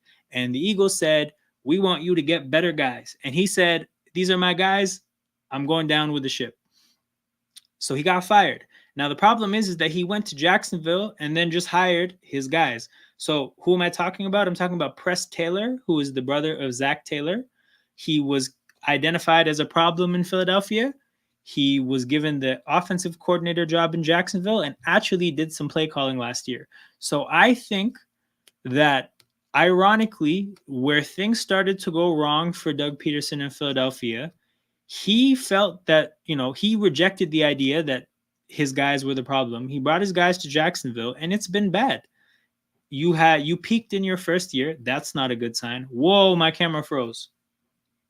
That's an interesting place to be frozen. This happens sometimes. I don't know why StreamYard does this to me, but my audio still works, and the scoreboard still updates. So I'm just going to power through this, people. We're just going to keep talking, and eventually the camera will figure itself out. But yeah, what are we saying? Lawrence, do you think Williams can't transition? The Bears franchise is the problem. Damn, okay, we were just going to talk about the Bears, Colts. So before I do that, I'll just talk about Williams and the Bears. So I think the Bears franchise is the problem, and I think the reason they're they are the problem is because they failed in understanding why things didn't work out with Fields. Because you could say that Fields has limitations, and that's fair, but a lot of quarterbacks have limitations. And a part of your job as a franchise is to identify what is your quarterback need to overcome their limitations. And I don't think the Bears had a feel for it. I think Pittsburgh has a much better feel for what Justin Fields needs.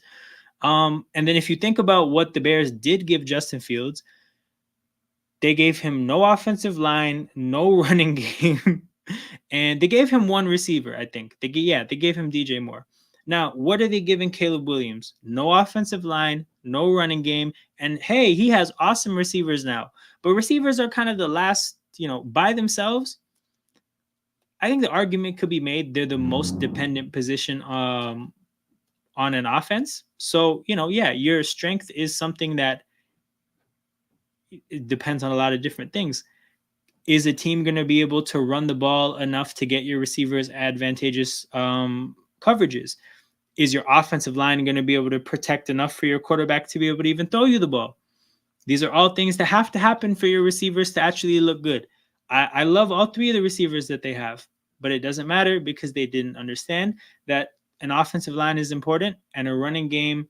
I think they understand a running game is important, which is why they paid DeAndre Swift. But understanding what does it take to have a good running game? I think their combination of running backs is weird. I don't know what the point is of having Herbert and DeAndre Swift. I think that's a little bit redundant. Yeah. I think that they have a general manager that used to be an offensive lineman who didn't fortify the offensive line. That's just bizarre. Like, call it what you want. That's just strange to me that happened. So, yeah, that's, I think, the problem there. In terms of how this goes from this point onwards, here's the thing. I don't think this is necessarily the worst thing in the world for the Bears, because what's going to happen, I think, is they're going to clean house, coach gone, general manager gone, and then you're going to be able to use Caleb Williams as your sales pitch to everybody going forward. So you're going to be able to go to into every meeting with a potential general manager, and you're going to be able to say, hey, you want to have Caleb Williams for the next 10 years? And that's probably going to be a good selling point for a lot of prospective GMs. Same thing goes for coaches. You can look at, your Ben Johnsons and your Bobby Slowicks, and you can say, hey, do you want to have Caleb Williams for the next 10 years? And that's definitely possible. So, yeah, I think in the grand scheme of things for the Bears, they're in a position to really get the GM and the coaching hires right. They are. Whether they're going to do it or not, that's on, the owners and whoever the really, really high ups are in management. But I think they're positioned okay in the grand scheme of things. I live in Denver now. Took a bunch of Broncos fans. Lawrence is not it. They'll learn that the hard way. The thing is, they will learn that the hard way, as every NFL franchise does with quarterbacks. Something I find really interesting about the quarterback position is that the game's back. Like the actual game, the real game that we're here to watch. Commanders, Bengals, baby.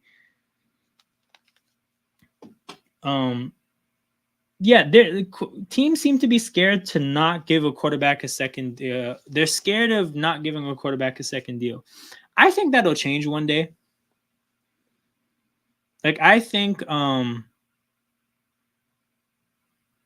shit, the Commanders got down the field fast. What did I miss? What did I miss in the first 55 seconds of this game? It'd be interesting to see if there's ever a GM that gets to the point where he's like, okay, I drafted an okay quarterback. You know what? I'm not going to pay him. We're going to trade him and try again. I wonder if that'll ever happen. First mention of Justin Herbert, the Bears just suck ass, can't develop. Our O-line has been bad and we'll fix it now. We need skill positions. Okay, so King, it sounds like you're a Bears fan. I don't think so. I don't trust the McCaskey. See, that point is fair. I'm gonna lean on you for that. But it's kind of like, it's the only thing I don't feel knowledgeable enough about to factor into the equation. Because I'm just thinking about, if you think about, yo, Flawless, dog. Yo, somebody sent me 600 people in a raid and 100 motherfuckers subscribed. I don't know what happened, but that's amazing. Anyways, for you guys who aren't familiar, this is my friend Flawless. He has a channel called Sarcasm City. It's the first place I started streaming in YouTube. And he supported me along the way quite a bit. So if you guys want to help support me, you can support Flawless by going to Sarcasm City and hitting the sub there. He's at 12,000 subscribers. No, okay, you're a Steelers fan. Yeah, so here's the thing. I don't know enough about the McCaskies to be able to really say with confidence, like, oh, okay, um, they're not going to get the decision right. But I'm saying, like, if I was the owner, I feel like with Caleb Williams, I have a pretty strong bargaining chip.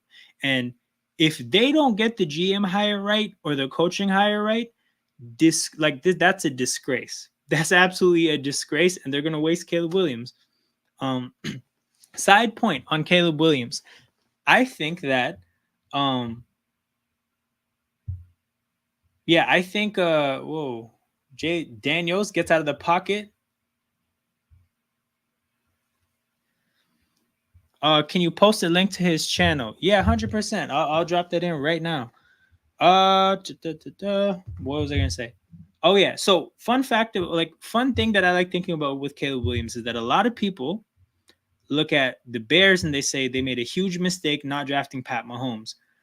And I know a Bears fan personally who his whole take is that, like, okay,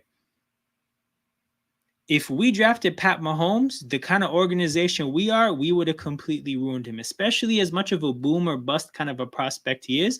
We would have not got the most out of Pat Mahomes, right? And I always thought that was an interesting take. And I understand that Mahomes didn't have a high floor coming out of the draft. So that makes sense. And then when they got in a position to get Caleb Williams, I remember reaching out to that friend and I'm like, we're about to see your theory. Because you guys, again, have a very high ceiling, not the highest floor kind of a prospect. And he's stepping into your organization, and we're about to see how this development goes. So if they waste Caleb Williams, oddly enough, I think it's proof that they would have wasted Mahomes. And then we can just look at the Bears and we can stop nitpicking on individual decisions and just say across the board, horrendous franchise.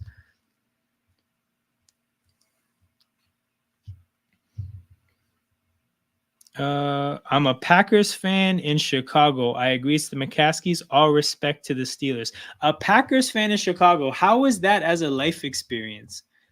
The Bears fan that I know that is on this channel sometimes really gives a lot. He's from Chicago as well. Gives a lot of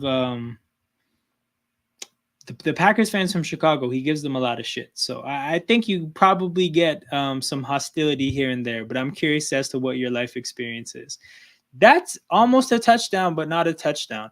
But hey, guys, we're at the half-yard line for the Commanders. And for those of you who were here, before the half, when the Bengals kicked that field goal, my point was that the Commanders start the second half with the ball. If you kick a field goal and you're just content to be down 8, you're, I think, putting your defense in a really difficult position on that first drive because you have to keep them out of the end zone. I felt like the way the first half was being played,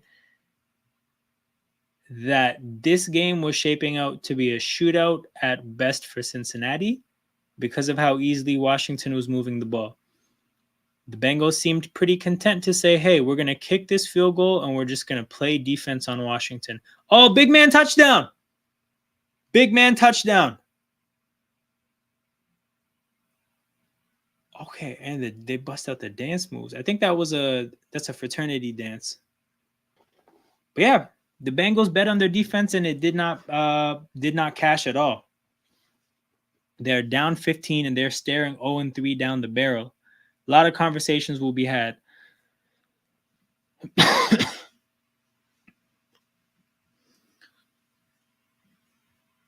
Big boy TD. But yeah, fresh off that Bears conversation, we can talk about Bears Colts. So in this game, I think a lot of what I talked about when we talked about Caleb Williams, it comes up again, right? That team can't run the ball. They can't protect Caleb. Did he throw for 300 yards? Yes. Did he throw the ball 52 times? Absolutely. Does that take away from, the luster of throwing for 300 yards? Absolutely. I thought the Bears, I think they played this game from behind for the most part. Looks like a lot of garbage time stats. 3 weeks in, all eyes on Shane Waldron. I think he was pretty heavily criticized in Seattle. I think more of the same will continue in Chicago, especially the way things are going. And if I look at the NFC, I can identify a lot of teams that I think are at least going to be in contention for the playoffs. I think the Bears are one of the teams you can rule out early. I feel that pessimistic about their team going forward for this year because I don't trust the coach as a coach. I think defensively, as a play caller and as a tactician, I think he's fine. But as a head coach, I'm not buying it. Their offensive coordinator, Shane Waldron, I thought he really underperformed last year in Seattle, or was the head of an underperforming unit. So I'm really pessimistic about the Bears. Now, to get to the Colts side of things, don't think this is the kind of a game where you can make a whole lot of conclusions defensively, because you played an offense that, like, the Bears dictate the game when they step on the field offensively. And I say that to say, like, they dictate badly, right? Like, they dictate, hey, I don't care who we're playing against, we're not going to be able to run the ball. I don't care who we're playing against, we're not going to be able to protect Caleb Williams. So, like, I think a lot of defenses would have similar days against the Bears offense. So, not really here to reach too many conclusions about the Colts defense. But if you look at their offense, I think what I'm seeing from Anthony Richardson scares me. And I say that because I think Steichen's resume when it comes to quarterbacks is really, really, really, really, really, really good. I'm able to go as far back as Justin Herbert. When he was the play caller for the Chargers, we saw Justin Herbert's rookie year, which made him look like the next, big thing at the quarterback position. And then afterwards, never was really able to, still to this day, has not lived up to it. He then goes to Philadelphia, and I'm going to give you guys some Eagles fan insight right here. When Nick Sirianni hired him to be the offensive coordinator, Nick Sirianni initially was still the play caller. In his first, I think, 8 to 9 games as a play caller, I think the Eagles were either 2-6 or 2-7. At that point, he handed the reins to Shane Steichen, and at that point, the Eagles went on a run. They made the playoffs. I think they were 7-2 with Steichen as the play caller. And then Hurts started to look like a quarterback that was worth investing resources in. And that's when they invested resources in the form of getting him A.J. Brown. And then the Eagles went on a Super Bowl run. So Shane Steichen, going back to the Chargers and that year and a half of being a play caller in Philadelphia, very strong resume. Now, in Philadelphia, he also had Gardner Minshew. He got, I think, 2 really good performances out of him. Not really good. That's saying it with too much of an exaggeration. He had okay, Chase Brown. He had some good performances out of Minshew.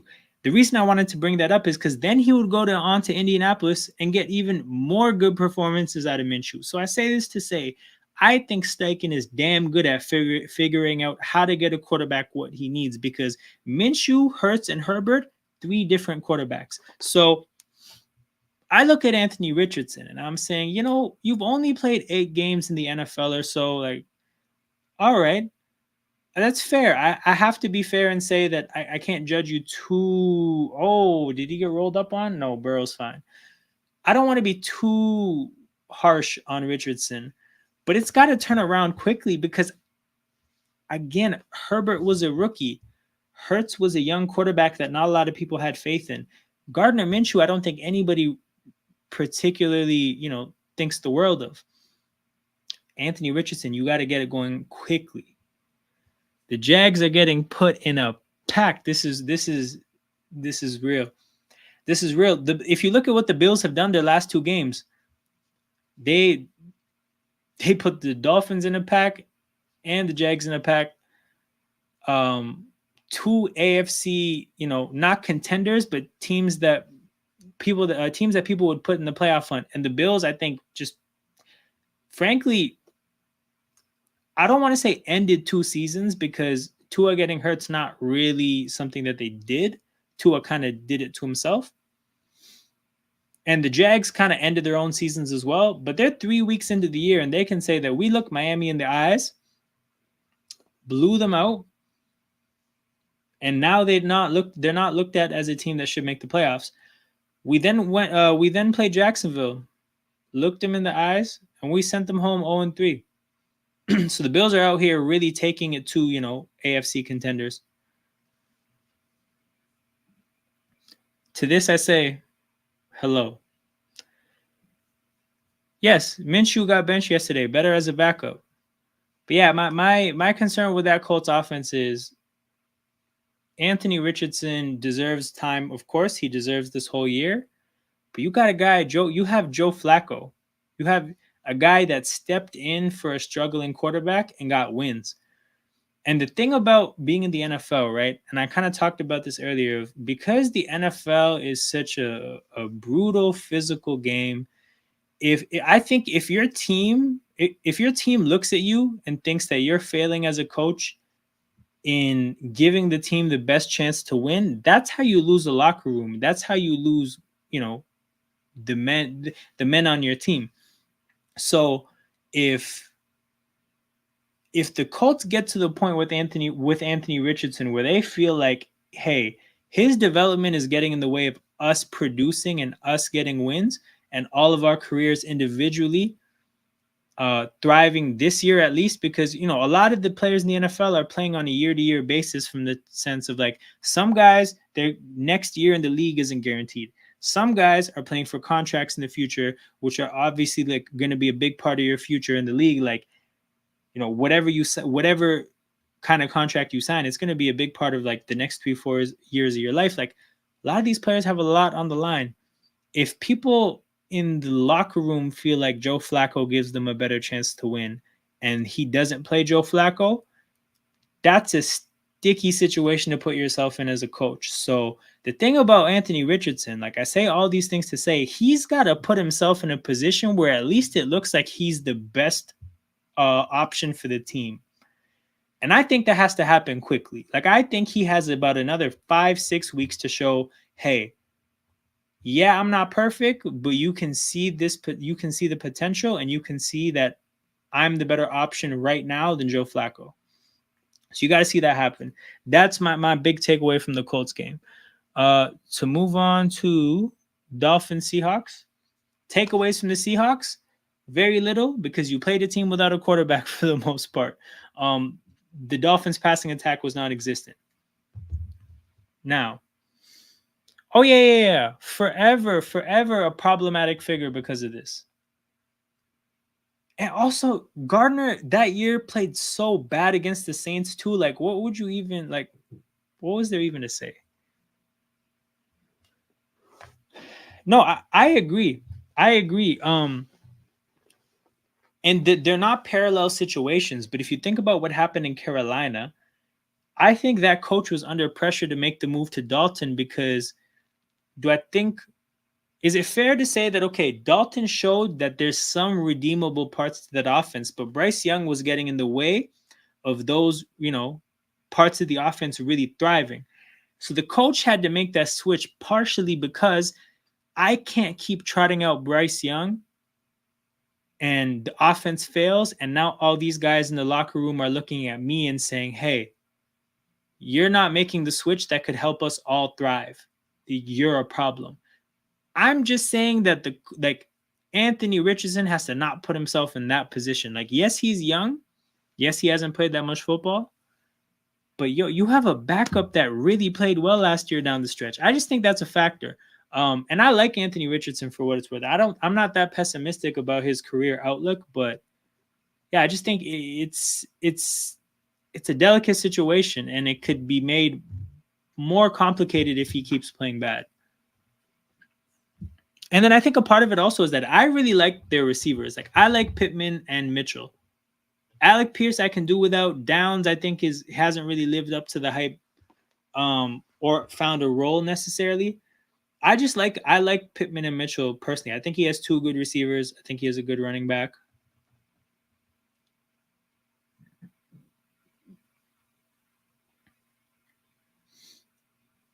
Okay. T. Higgins gets them in third and manageable. Actually, third and short.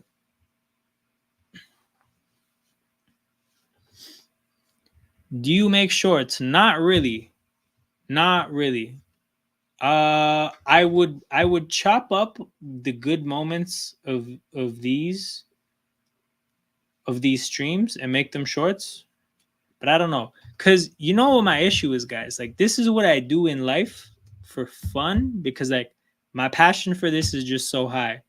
But like, I'm a busy law student right now, trying to build a whole career, trying to maintain a social life, like just have a lot going on. Like, there, I would love to be able to put more time into this. I unfortunately just don't have it right now. But yeah, there's gonna come a point in time where, like, when I find the ability to do this more often, I'd love to make shorts, TikToks, like just shorter content as a whole. But also, like, a part of what this is for me is that, like, I try to find content that I feel enthusiastic about doing. And I think a lot of the times when I think about what a short would look like for me, or what a TikTok would look like for me, I'm forcing the concept of, like, I don't actually feel like talking for a minute about what this thing is. Like, I'm just doing it because you have to do a short or a TikTok to grow on the internet. Like, these are just things you have to do. But I'm just kind of waiting till I get to the point where I stumble into something that, again, I just feel really passionate about in that form of doing content. I haven't even cracked 80 points in fantasy this week. Those weeks are tough. I had a really bad week in one league. Okay, Chase Brown. Chase Brown gets to the 7. Fellow Canadian.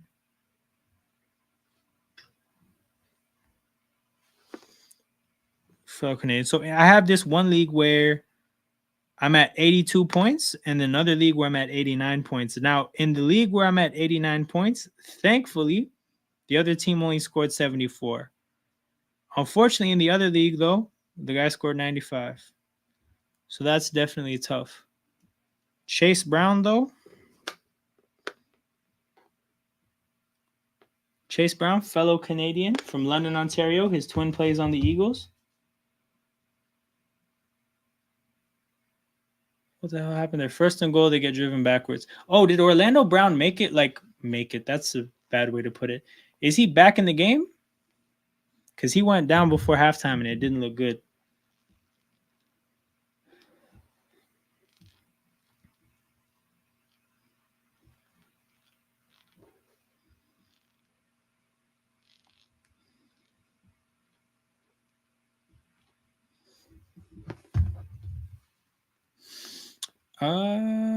Second and goal. Running back goes in motion. They find Chase. Chase gets stood up at around the 3. Okay, watching a receiver get stood up like that just gave me Devontae Smith PTSD. That was such a scary hit to watch a player you like take. My God. The way the defenders just stood him up and completely just like almost like created a target for that defensive lineman. And like, I understand that like football is football and you're taught to finish plays aggressively and like to play to the whistle. But I just feel like, one, the referee should have blown that dead earlier. It's just tough because I know that the defensive lineman is taught in that moment you got to separate the guy from the ball. Like, that is very much football 101. But man, it's just like he didn't have to do him like that. Like, hey, if somebody's getting stood up, punch at the ball. You're a big 300-pound defensive tackle. Just punch at the ball. You didn't have to do all that. Thoughts on the Cowboys? They're paying for complacency right now. I think they had a very complacent offseason. They really only added Eric Kendricks. They made a major shift defensively in terms of Dan Quinn to Mike Zimmer. And the confusing thing about something like that is that typically when you make a schematic change, you need to make some kind of a personnel change, because what are the odds that the last guy's personnel perfectly works for the next guy's? And of course, they added Kendricks, who has experience with Zimmer. But I think literally adding one player and just thinking that that's going to work perfectly, that's a horrible... Oh, T. Higgins! Did he get his feet down? Oh, that's a shame. That is a shame. He went up to actually he did not go up to get that. I think he didn't have he reacted a little bit late to that. He couldn't get up in the air, but he fell backwards to make that catch. That's the impressive part there. Oh hell yeah, Ruben. Thank you. Also, Ruben, damn, okay. I'm gonna share my basketball channel in the chat really quickly before you leave. Make sure you follow there as the Canadian in the chat.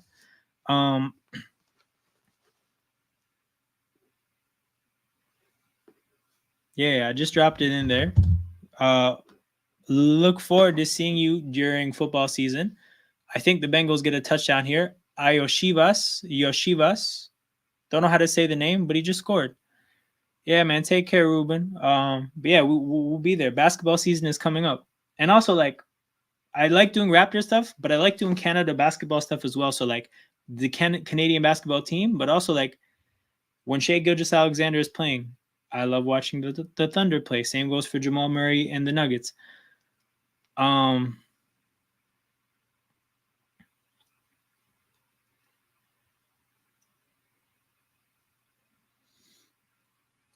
yeah, so the defensively, I have that issue, and then offensively, I think it was just neglectful at the running back position to go from Pollard to Zeke. It's just neglectful. Like, of course, you needed more than that. I can understand how. Okay, within the financial constraints they had, replacing linemen with rookies was necessary. But I need people to keep in mind they put themselves in the financial constraints this offseason. For those of you guys who maybe don't keep up with this stuff, oh hell yeah, Ruben! Look forward to seeing you there. The Cowboys, Dak Prescott had a huge cap hit, like a huge cap hit. I think it was $60 million. And then what NFL teams typically do is they never let any player have a cap hit that big. Normally that gets restructured or cut. Like you get cap hits that big off your books. Now, because the Cowboys waited so long to do Dak Prescott's deal,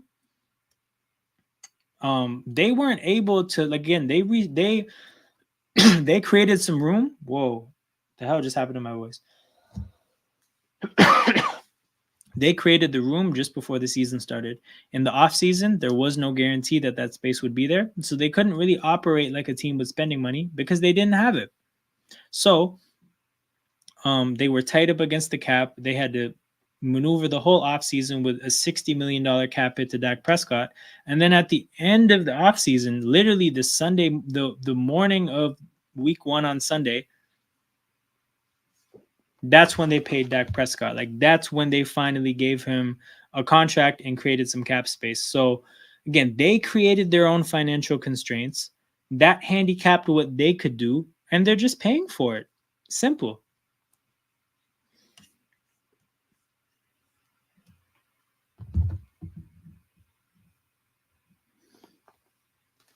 It's a pretty basic stuff from that standpoint.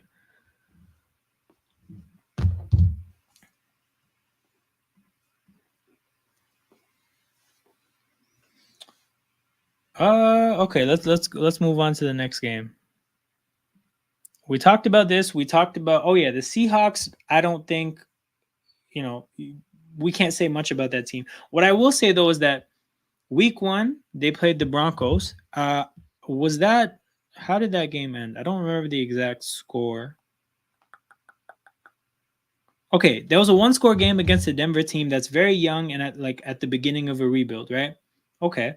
You went into overtime against the Patriots, who we saw come crashing down to earth against the Jets. Okay. And then you beat a team with no quarterback, really. So I think the Seahawks are 3-0, but it would be a tough team to put a lot of confidence in, I would say.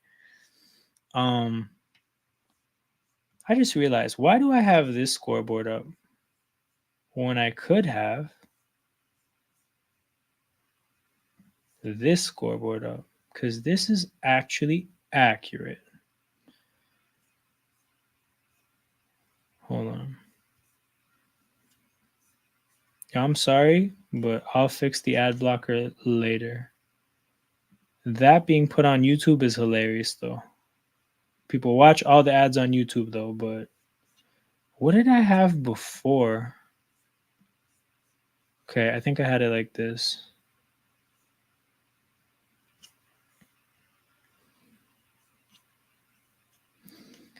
Buffalo has their backups in. Yep, 2 weeks in a row of having their backups in. They've had a hell of a last couple weeks. 3 minutes to go in the third quarter here. It's back to being a one-score game. He's born in Tokyo, Japan.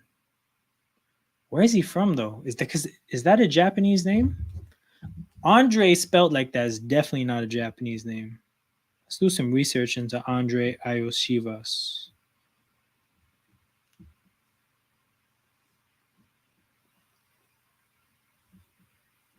He's a Romanian Filipino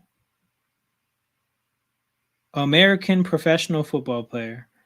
So the Andre definitely is the Romanian side, and the Iosivas, I guess, is Filipino. Yeah, Filipino mother, Romanian father. Family moved to Honolulu in 2003. Man, that's a hell of a ethnic background to go. I'm born in Japan. I lived in Honolulu. I got a Romanian father, a Filipino mother, and obviously, American culture and influence will be deep in there as well. This guy's been around a lot.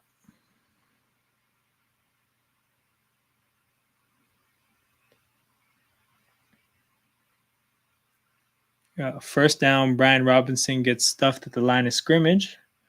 Big defensive possession here for Cincinnati. I don't think they've had very much success at all. Obviously, Washington scored 4 touchdowns, but I'm trying to see if they forced a punt. Washington has not punted. Washington has scored 4 touchdowns on 4 drives. Wow. So that makes the decision to kick a field goal even more interesting because you're relying on your defense when your defense has done nothing.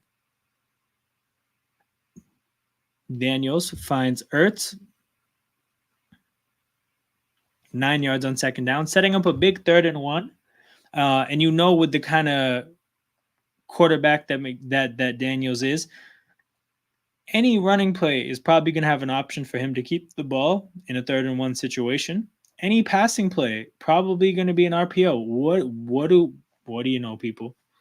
What do you know? Read option play. It looked like he could have handed it off, kept it, thrown it to the flat. He had all the options there.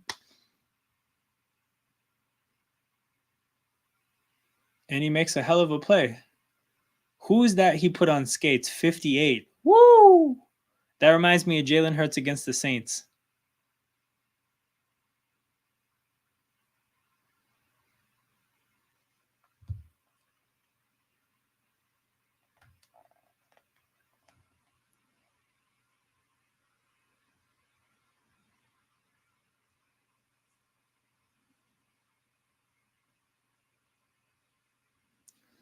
Daniels finally slid. It's true. They actually showed that stat there. They said 34 rushing yards, 1 slide.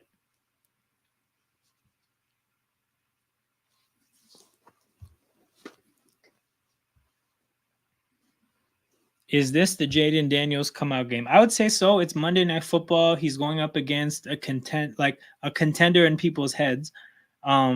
He's going up against a fellow LSU alumni. Efficiency hasn't punted once. This is a sensational game so far, and you can maybe pick apart the fact that, whoa, I just saw the stat line. I didn't even know what the stat line was. I was just going purely off vibes. He's 12 for 13. 12 for 13, 175 yards. He's having a sensational game. Only taken 1 sack. Hasn't really even been running it like that. 8 rushes for 29 yards. Although that must be outdated because I think I saw that he had 34. But yeah, this is an amazing game from Daniels. A very concerning game from the Bengals defense standpoint.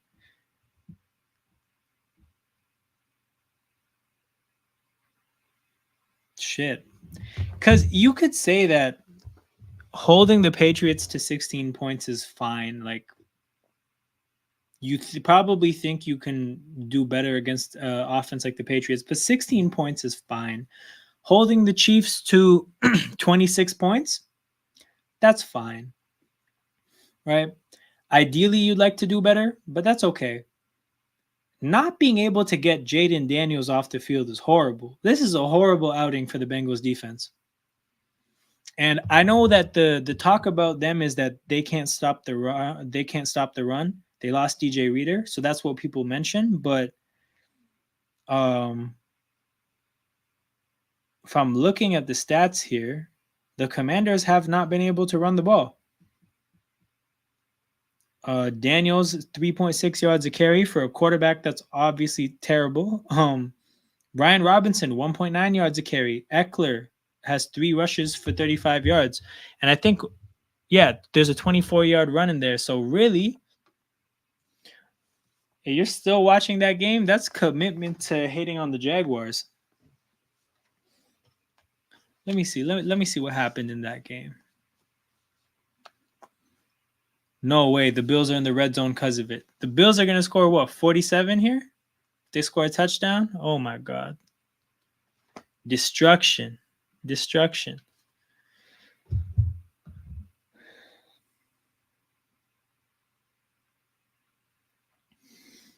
Well, with my newfound subscribers, I might have to do this Thursday night football game. As bad as it might be, I might have to.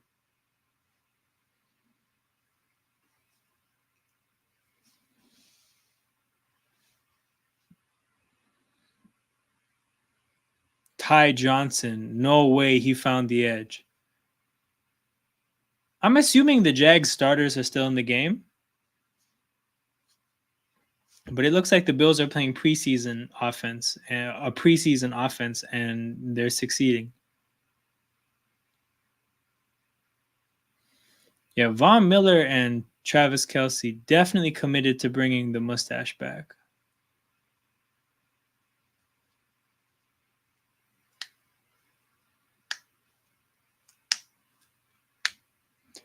What is Doug Peterson's next job going to be?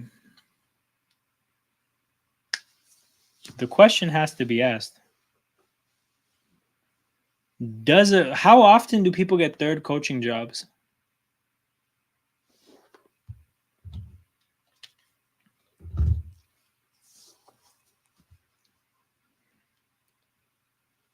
Damn, McCaffrey with the first down.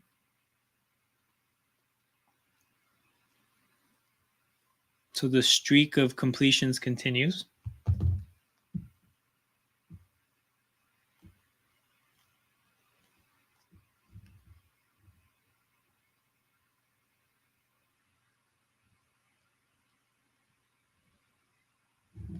Imagine a Doug Peterson return. You know what I actually think could, well, not that.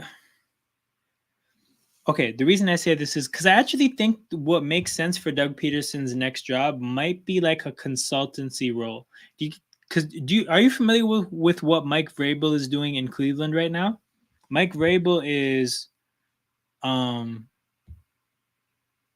basically I don't know if it's offense, defense. No, I don't know if it's defense or if it's as a whole, but he's just a consultant on the team. He's not a coordinator. He doesn't have a position title. He's just a consultant. Obviously, we've seen Vic Fangio on the Eagles before as a consultant. And the Eagles have liked consultants themselves. I don't know if Doug Peterson would come back purely as a consultant, but I think that kind of a role makes sense. I don't know if a team would go all out for Doug Peterson as their head coach after getting fired. Oh, shit, they're going for it on 4th and 1. Touchdown, Ray Davis, 47-10. Damn. What did I tell you, people? I said it, same thing, 3rd and 1. Any rushing play is going to have the option for Daniels to be a keeper, and I'm not telling you something crazy. It's not a brilliant thing to say. It's a pretty common sense thing to say, which is why I'm shocked that the Bengals, look at how bad that contain was on the quarterback option there. They actually handed him a running lane like he's Joe Flacco. but he's Jaden Daniels. Horrible setup there defensively from Cincinnati.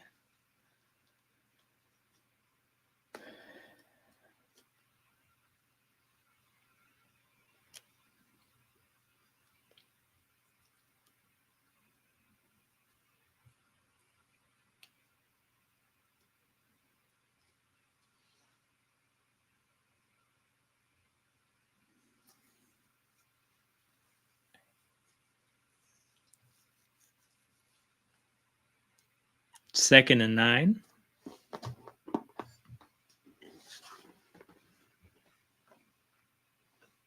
But second and 9. Ooh, nifty play design here. It didn't work, but basically they set up the swing to the running back with a tight end running a route that actually sets him up nicely to be like a lead blocker. It's a good setup. I mean, the Bengals defense was there, so it didn't work, but I like it. It's funny how the whole AFC North is in shambles, except for the team that was supposed to be the worst. Yeah, it's been amazing how that turned out. I think my prediction for the Steelers was like 9 to 10 wins.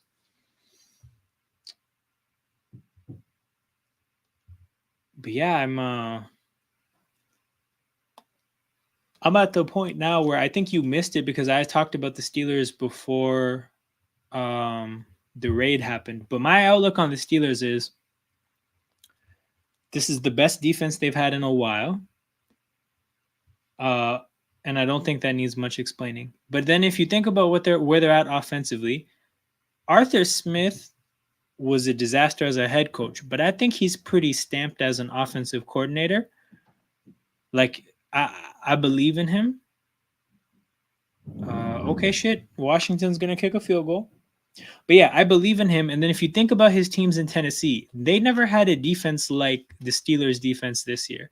And people are going to be critical of how Arthur Smith offenses play football, but that football is perfectly catered to playing with a good defense. Like it's an offense that's meant to like accentuate a good defense. If you play offense like that with an average defense, yeah, you're not going to win football games. But if you have a great defense, that's a great safe way to play football to really let your defense win games.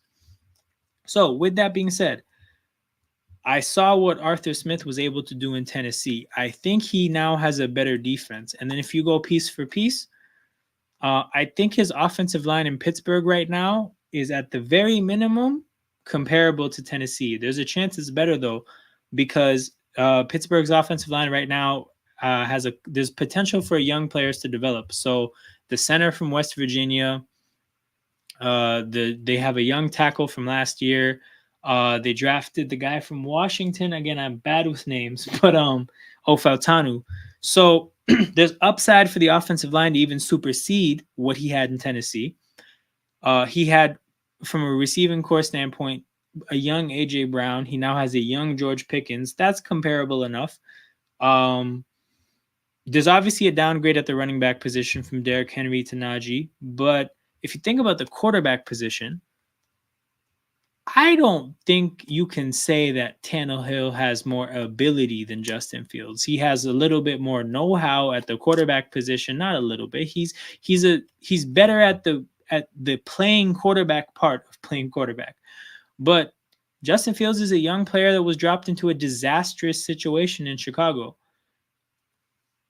Maybe Arthur Smith can coach him up the way he coached up Tannehill. Tannehill joined Tennessee from Miami, where again he also looked like a disaster. So I'm thinking about Pittsburgh, and I wasn't factoring in a defense this good when I said 9 to 10 wins. I'm looking at this team and I'm like, you should get 11 to 12, especially because you have 3 already. But Pittsburgh should get 11 to 12. I think all we got to do is just get better on offense every week, be more disciplined, be healthy, and we got this. I think you guys had 2 home run draft picks along the offensive line in Fautanu, and I think Frazier is the rookie from West Virginia. I think those were home run draft picks.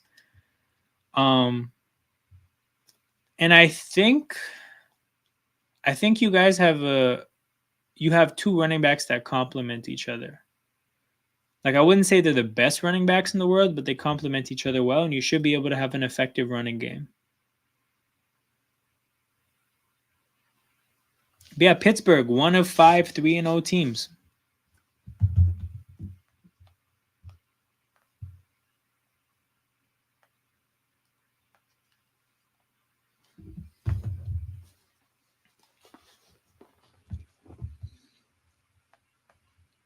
Chase Brown gets tackled.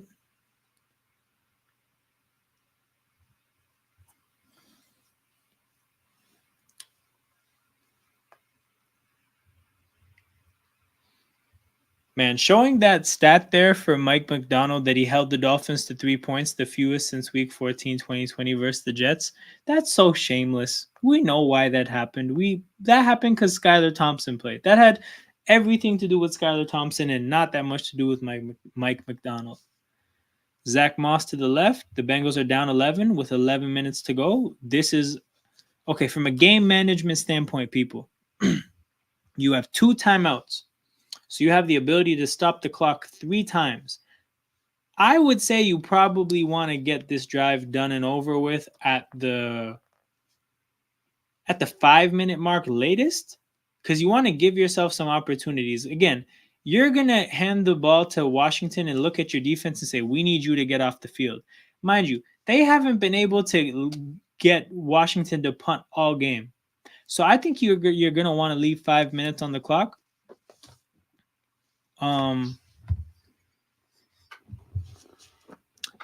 That gives Cincinnati about 5 minutes, and that's factoring in taking no timeouts to get down the field here. And also, I think that only makes sense if you get the touchdown here. So far, they're already down to the 42. I think that they've had things break pretty well for them. A couple of chunk plays here. The latest one being to the Romanian Filipino receiver. And then another chunk play to Gesicki.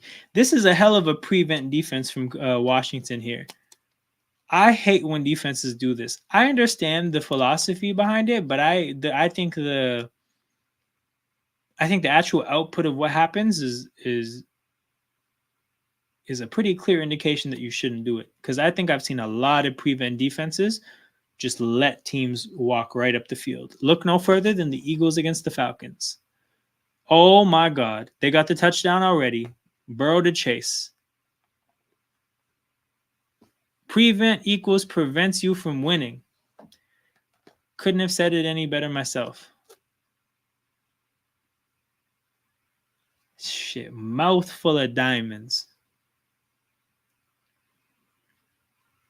Mouthful of diamonds. Okay, well, I would look at me, people. I'm talking from a game management standpoint. I'm thinking about, hey, you'll want to leave at least 5 minutes on the clock. They go down the field and get a touchdown in about 2 minutes.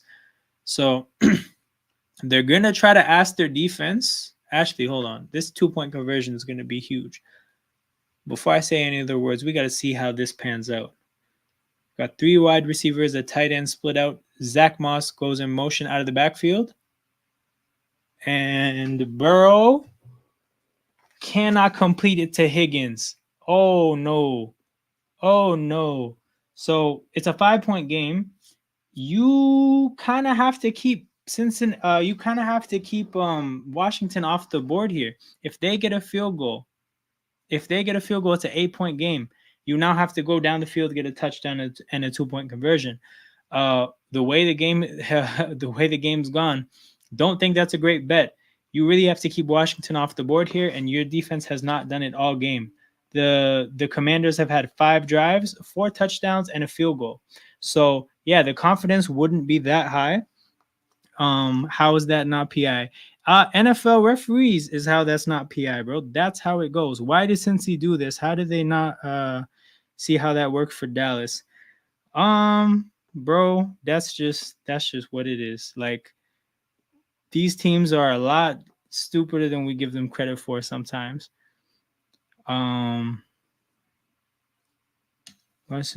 yeah, man, they need to ask their defense to get Washington off the field. They haven't done it all game. Like, you're gonna have no confidence in whatever you do out here. Whatever your approach has been thus far in the game, You have no confidence in it working. And if you all of a sudden switch up to something completely random at this point in the game, like what are the odds that something that you haven't repped or practiced is now all of a sudden going to work in crunch time? Like you're in a really tough spot as a defensive coordinator. There's really no saying how this is going to go. But you're not going to approach it with any level of confidence.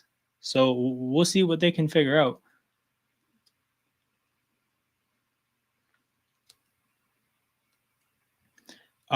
So now that it's a 5-point game, people, do you guys want to revisit? Do you guys want to revisit the decision to kick that field goal? Because if you don't, think about it. We've already determined that their situation is keep Washington out of the end zone. If they didn't get 3 points, this would be an 8-point game. And what situation are you in? Keep Washington off the scoreboard, right? Same situation technically. If you go for it before the half and not leave with no points, you're actually in the same situation that you're in right now. Now, if you succeed, the situation is much different because it would have been a tie game, right? You don't go for 2 there. You have 4 extra points. It's a tie game right now. So that's the situation there. With that decision was huge. And I questioned it the second it happened. Are you sure that kicking a field goal is the right decision here? That was not the decision that I expect the team to make at 0-2. I was surprised, and I'm still surprised. So we'll see what happens.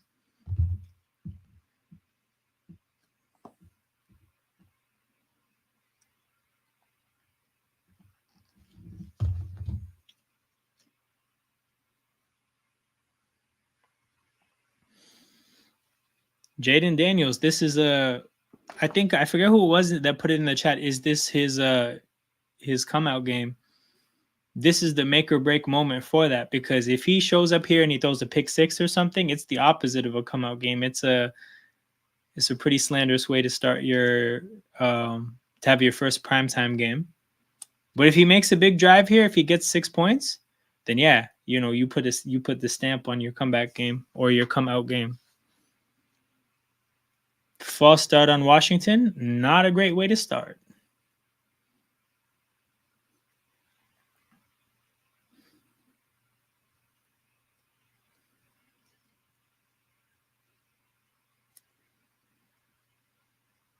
Trey Hendrickson on the bench looking on. Why is he not on the field? Did he get hurt? Is it just a load management kind of thing? Okay. Oh, no, Zach Ertz.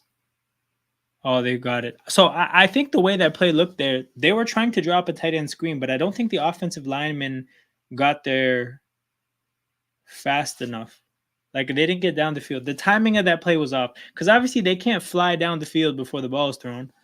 Kind of a awkward timing to get right, but they didn't get it right. So you got 2nd and 9, 9-10 to go. Daniels drops back, finds Zach Ertz. So look at this. All these years later, and Zach Ertz is still a great security blanket. Some things never change, people. Some things never change. Yeah, that's depressing. That's depressing. You lost by 37 in a must-win game. Shout out to any Jaguars fans that made the trip to Buffalo for that. That's a sad, sad way to go out. Who do the Jaguars play next week?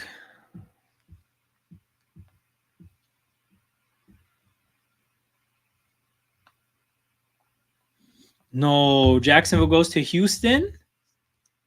0-4. And Houston, after a bad loss, 0-4. This makes me want to check out Jacksonville's schedule because this could get ugly. Then they have a home divisional game against the Colts. You could say that's a win.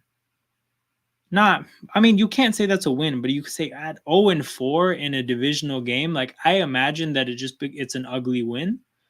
Daniels roll out, and he gets yanked out of bounds by Logan Wilson. Great job there to really get him to the sideline, but to not like sling him out of bounds there, because he could have, and the wrong referee calls that unnecessary roughness every time. As of this season, who's the best receiver? Justin Jefferson is, for me, the best receiver because I think he's quarterback proof. I've seen him succeed and get his numbers regardless of who the quarterback is. So he's quarterback proof to me. Oh, see, you're looking at the schedule as well. That stretch of 2 games, Bears and Patriots. That's where they got to get their wins. They have to get both those wins. But that's actually a tank bowl for sure. Oh my God. Conversion by Terry McLaurin, and Geno Stone is there to make a pretty aggressive tackle. But yeah, Washington is moving the ball. They're what? In 2024, they're what, 5 yards away from field goal range? Oh, yeah, they're at a point now where it will be a 63-yard kick. They're 5 yards away from field goal range. Mission keep Washington off the scoreboard failed miserably.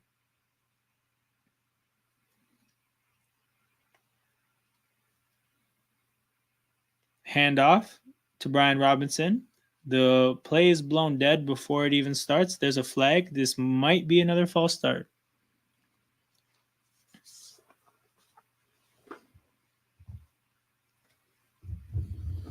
Who's the other disappointing 0-3 team?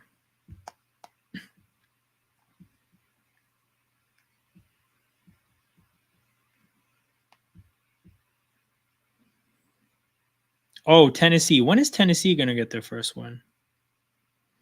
Oh, Miami.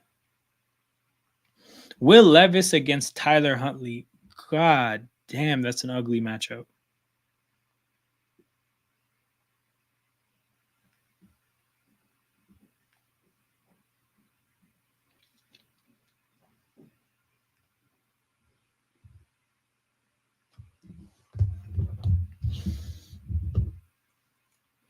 All right. Clock is at about 6:20 and it's running. Of course, it's a Monday Night Football game as well. Yeah, I think both Monday Night Football games are bad next week. But shit, I have a bunch of new friends, so I might have to go live just to hang out with you guys anyways. Oh, no, never mind. Seattle, Detroit's fire. Seattle, Detroit's amazing. I take that all back. I take it back immediately. De'Ami Brown, no way, Cincinnati. Oh my God, Geno Stone. He smacked the shit out of Terry McLaurin, and then he just smacked the shit out of De'Ami Brown. How, as a receiver, in that much space, you run right into a hit like that is crazy. That's negative, like, field vision. Oh my God. Because a lot of the times when you see a receiver get hit like that, it's because they have nowhere to go. They get lined up and they just get smoked. De'Ami Brown was in the open field. How do you run into a hit like that? That's why he's not a good player. That's a lack of vision like crazy.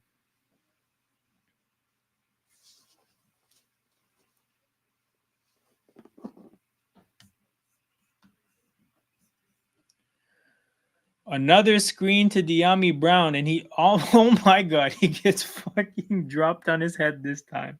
Holy shit. That's a sucker for punishment right there. 4th down. So to be honest, successful wide receiver screens. You were in what, like 2nd and 25? You got into 4th and 4. Looks like we're going to see some aggression from Washington here. They're dialing up an offensive play. So let's keep track of this situation here, guys. This will be a 57-yard kick. In 2024, that's a good-ass kick. That gives you an 8-point lead.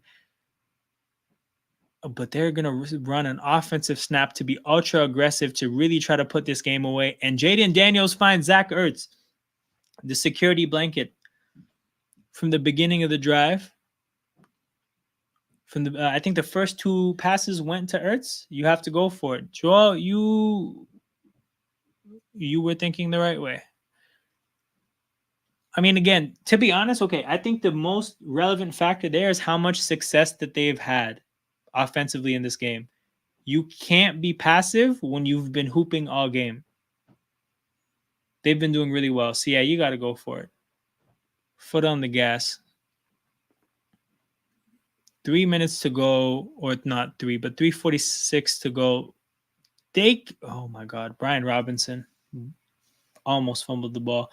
They can just keep this clock running. Like, whatever they do, they have to get completions and stay in bounds if you're running it. Because from a game management standpoint, you're going to snap this ball probably at the 3-minute mark. If you run it, you can run this down to the 2-minute warning. Cincinnati probably doesn't take a timeout until after the 2-minute warning. So one more first down really puts Cincinnati in a difficult position. Cincinnati, this game is becoming LSU, having a nice offense with no defense to say. It's true. You can see that over the years since they first got Chase, their defense has slowly, gradually fallen off.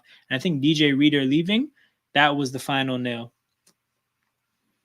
DJ Reader, one-man run defense, and I don't think that they've replicated him. And if you look at Detroit, they got DJ Reader, and all of a sudden they can stop the run now. Detroit couldn't stop the run for shit last year. All of a sudden now I think they're keeping running backs down to under 3 yards a carry. So, yeah, I mean, roster management as a contender is always tough.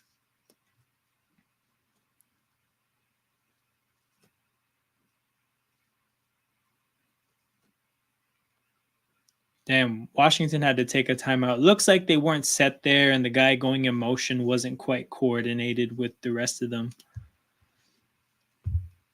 Chaotic situation there.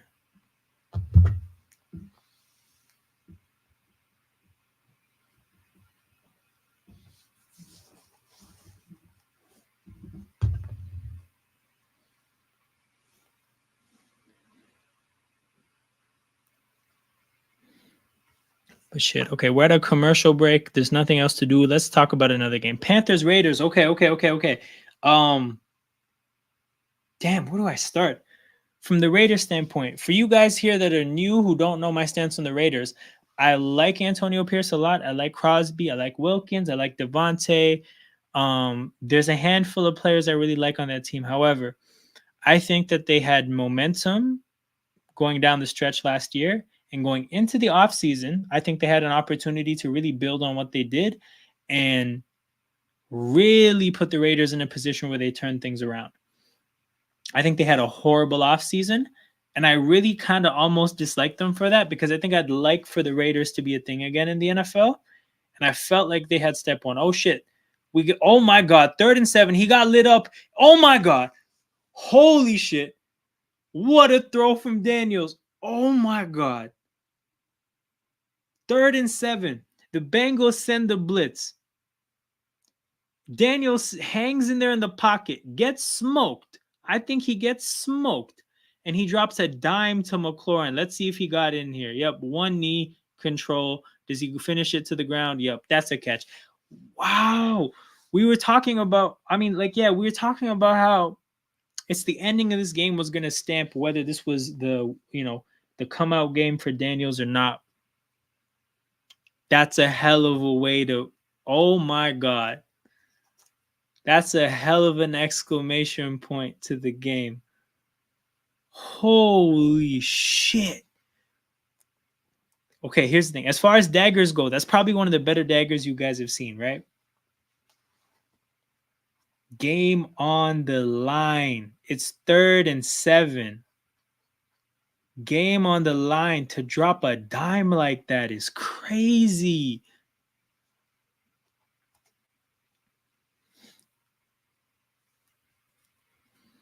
That's crazy.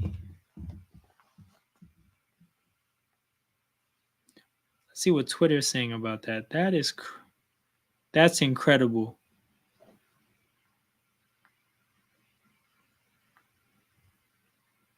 But I'm at a loss for words.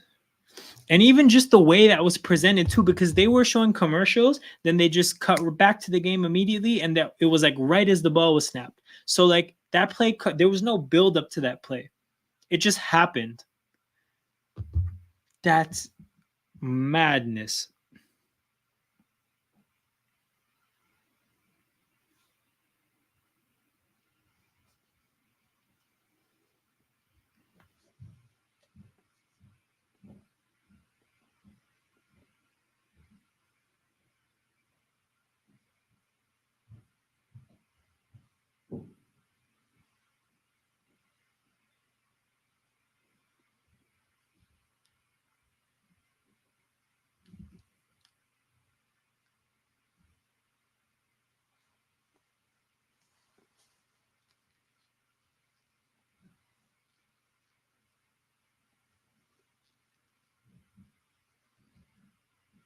Even the announcer said it's a coming out party. It is. I'm actually like shocked. I'm still shocked that that happened like that.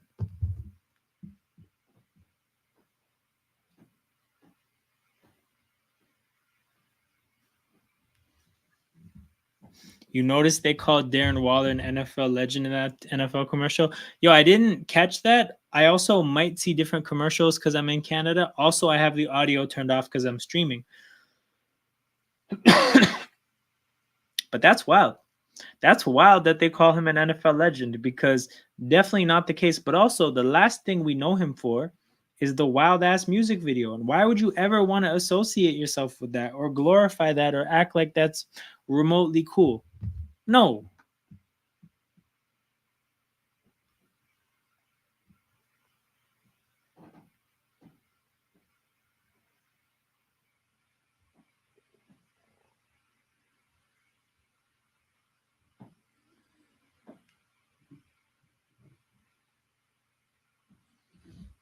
All right. So here's the thing. Not a whole lot of upside in watching the rest of this. That's a crazy play.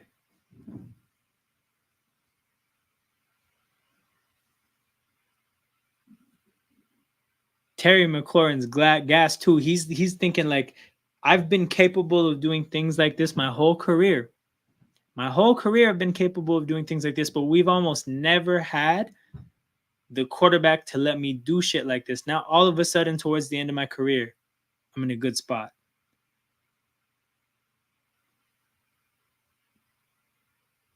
You could tell, you could see how much it means to him. Bengals 0-3. Oh my God.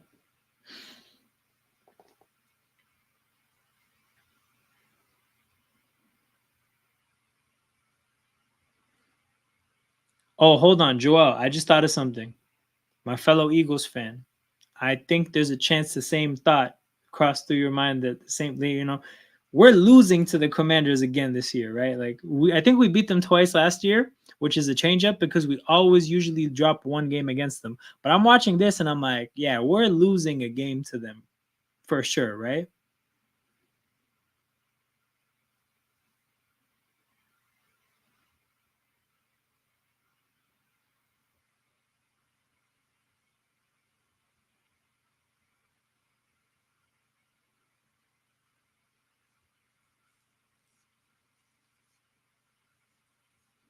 God damn.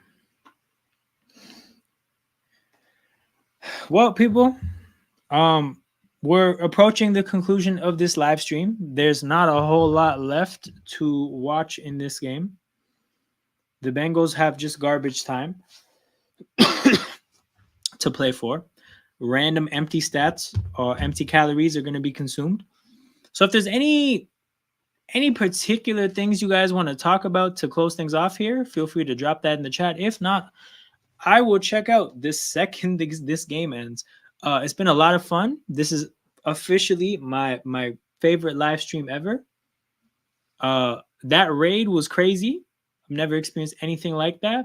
I was not ready for it. Stumbled my way through speaking to 600 people all of a sudden, but it is what it is. Life was good. I got a bunch of new subscribers, got a bunch of new homies to kick it with during the football games. I just went and checked right now, and I see that Tom is still live. So for anybody in here who stuck around, even though Tom was still live, that's cool as hell. And definitely appreciate you guys for that.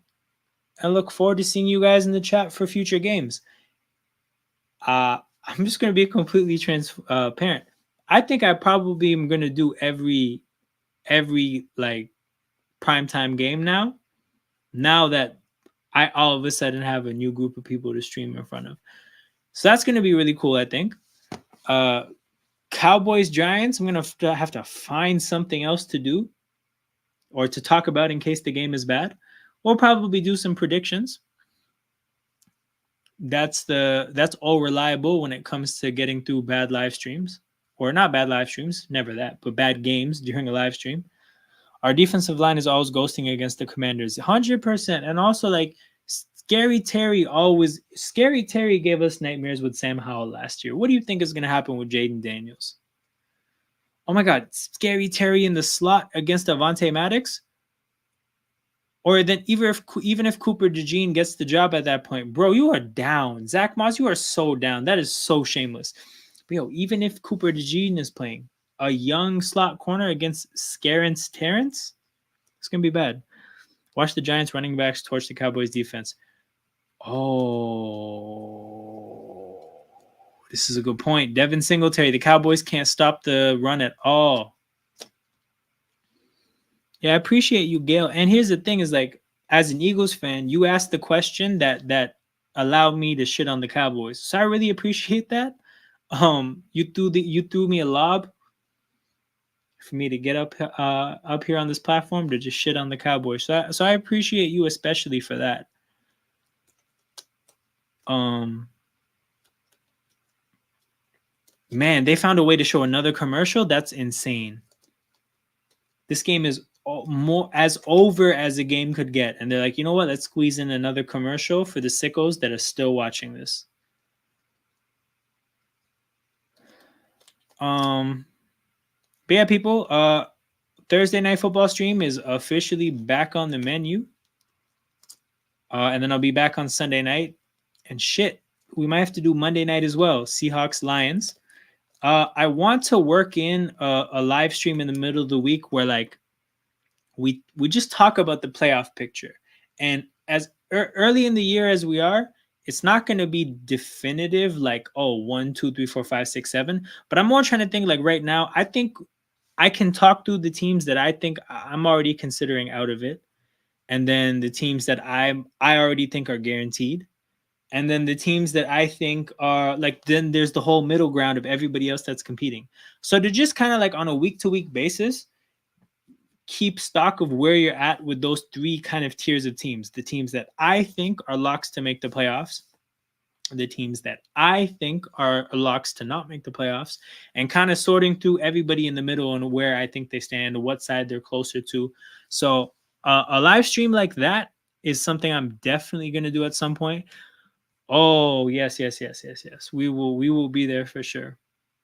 We will 100% be there, and we will be talking so much shit about the Cowboys. But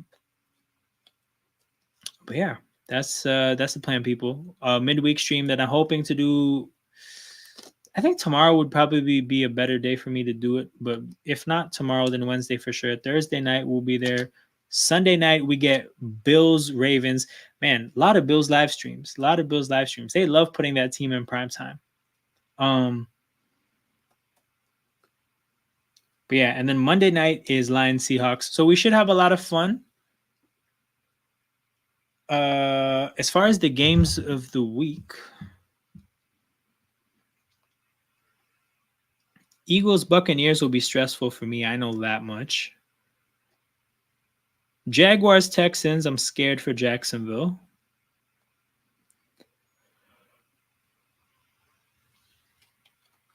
Patriots 49ers with everybody hurt in San Francisco. Gerard Mayo, can you do something for me? T. Higgins with his second almost amazing catch of the day.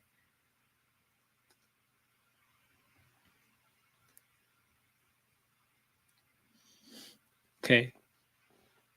He actually got the first foot out of bounds, and the second foot he did a great job of dragging it.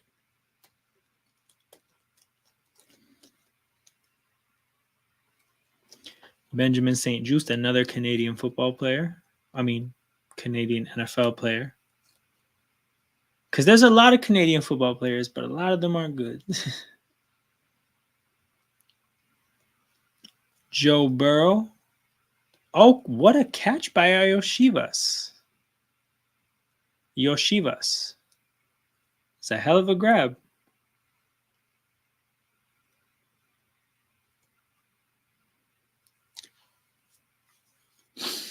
Thought the route was okay. I thought the coverage was substandard, but great sideline catch.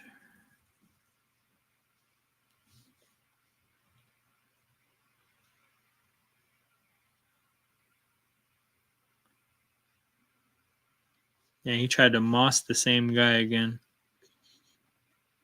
Who is this flag on? If this is offensive holding, it's the most unnecessary penalty to call. We just want to get out of here, people. Why do the referees also not just want to get out of here? We don't need to be calling stuff like this. What the hell? Oh, it's pass interference. Oh, thank God. Yeah, that ends the game quicker. Actually, I completely changed my tune. Thank you for calling that penalty.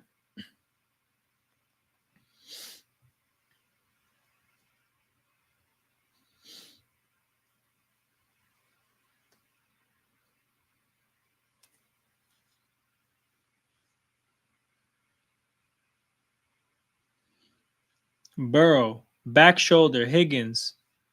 Great coverage. I can see the Commanders blowing this game. You're just saying that because it's the Commanders, and I respect the NFC East hatred, but I think this game is cooked. I think it's done. I think it's ready to be served.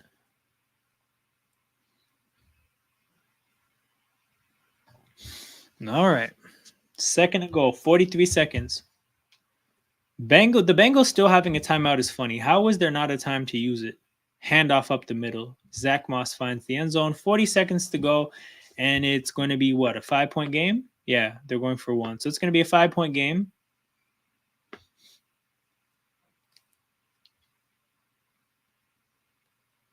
The amount of washed legends on the Commanders is hilarious. What? Eckler, Ertz, who else? Am I missing somebody else? Oh, Marcus Mariota? Are you counting him? Because, like, that's a college legend for sure. Oh, yeah, onside kick coming up for sure. But onside kick percentages. Oh, Bobby Wagner. This is true. I forgot him. Did you guys see Brandon Aubrey's onside kick? The fact that that guy is as good of a kicker as he is, and he's also good at onside kicks, like low key, amazing asset. And it's just hilarious that the Cowboys have him when they're actually not a serious team anymore. Because that onside kick was amazing. Like it was like a grenade the way it was spinning.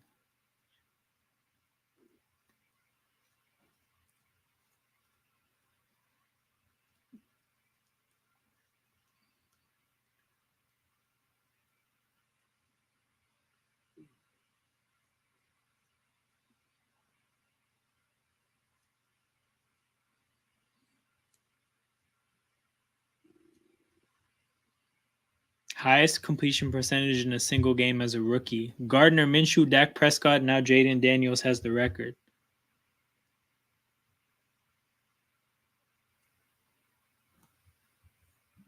I was kind of mad as shit though. Ravens almost choked, but of course Dallas.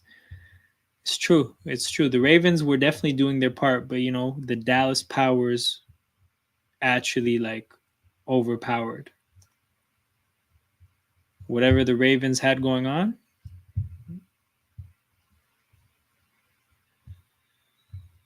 The Dallas disappointment just took over. Okay, McPherson, that's a jump. Whoa, who's this flag on? Not that it's gonna matter. This game is over.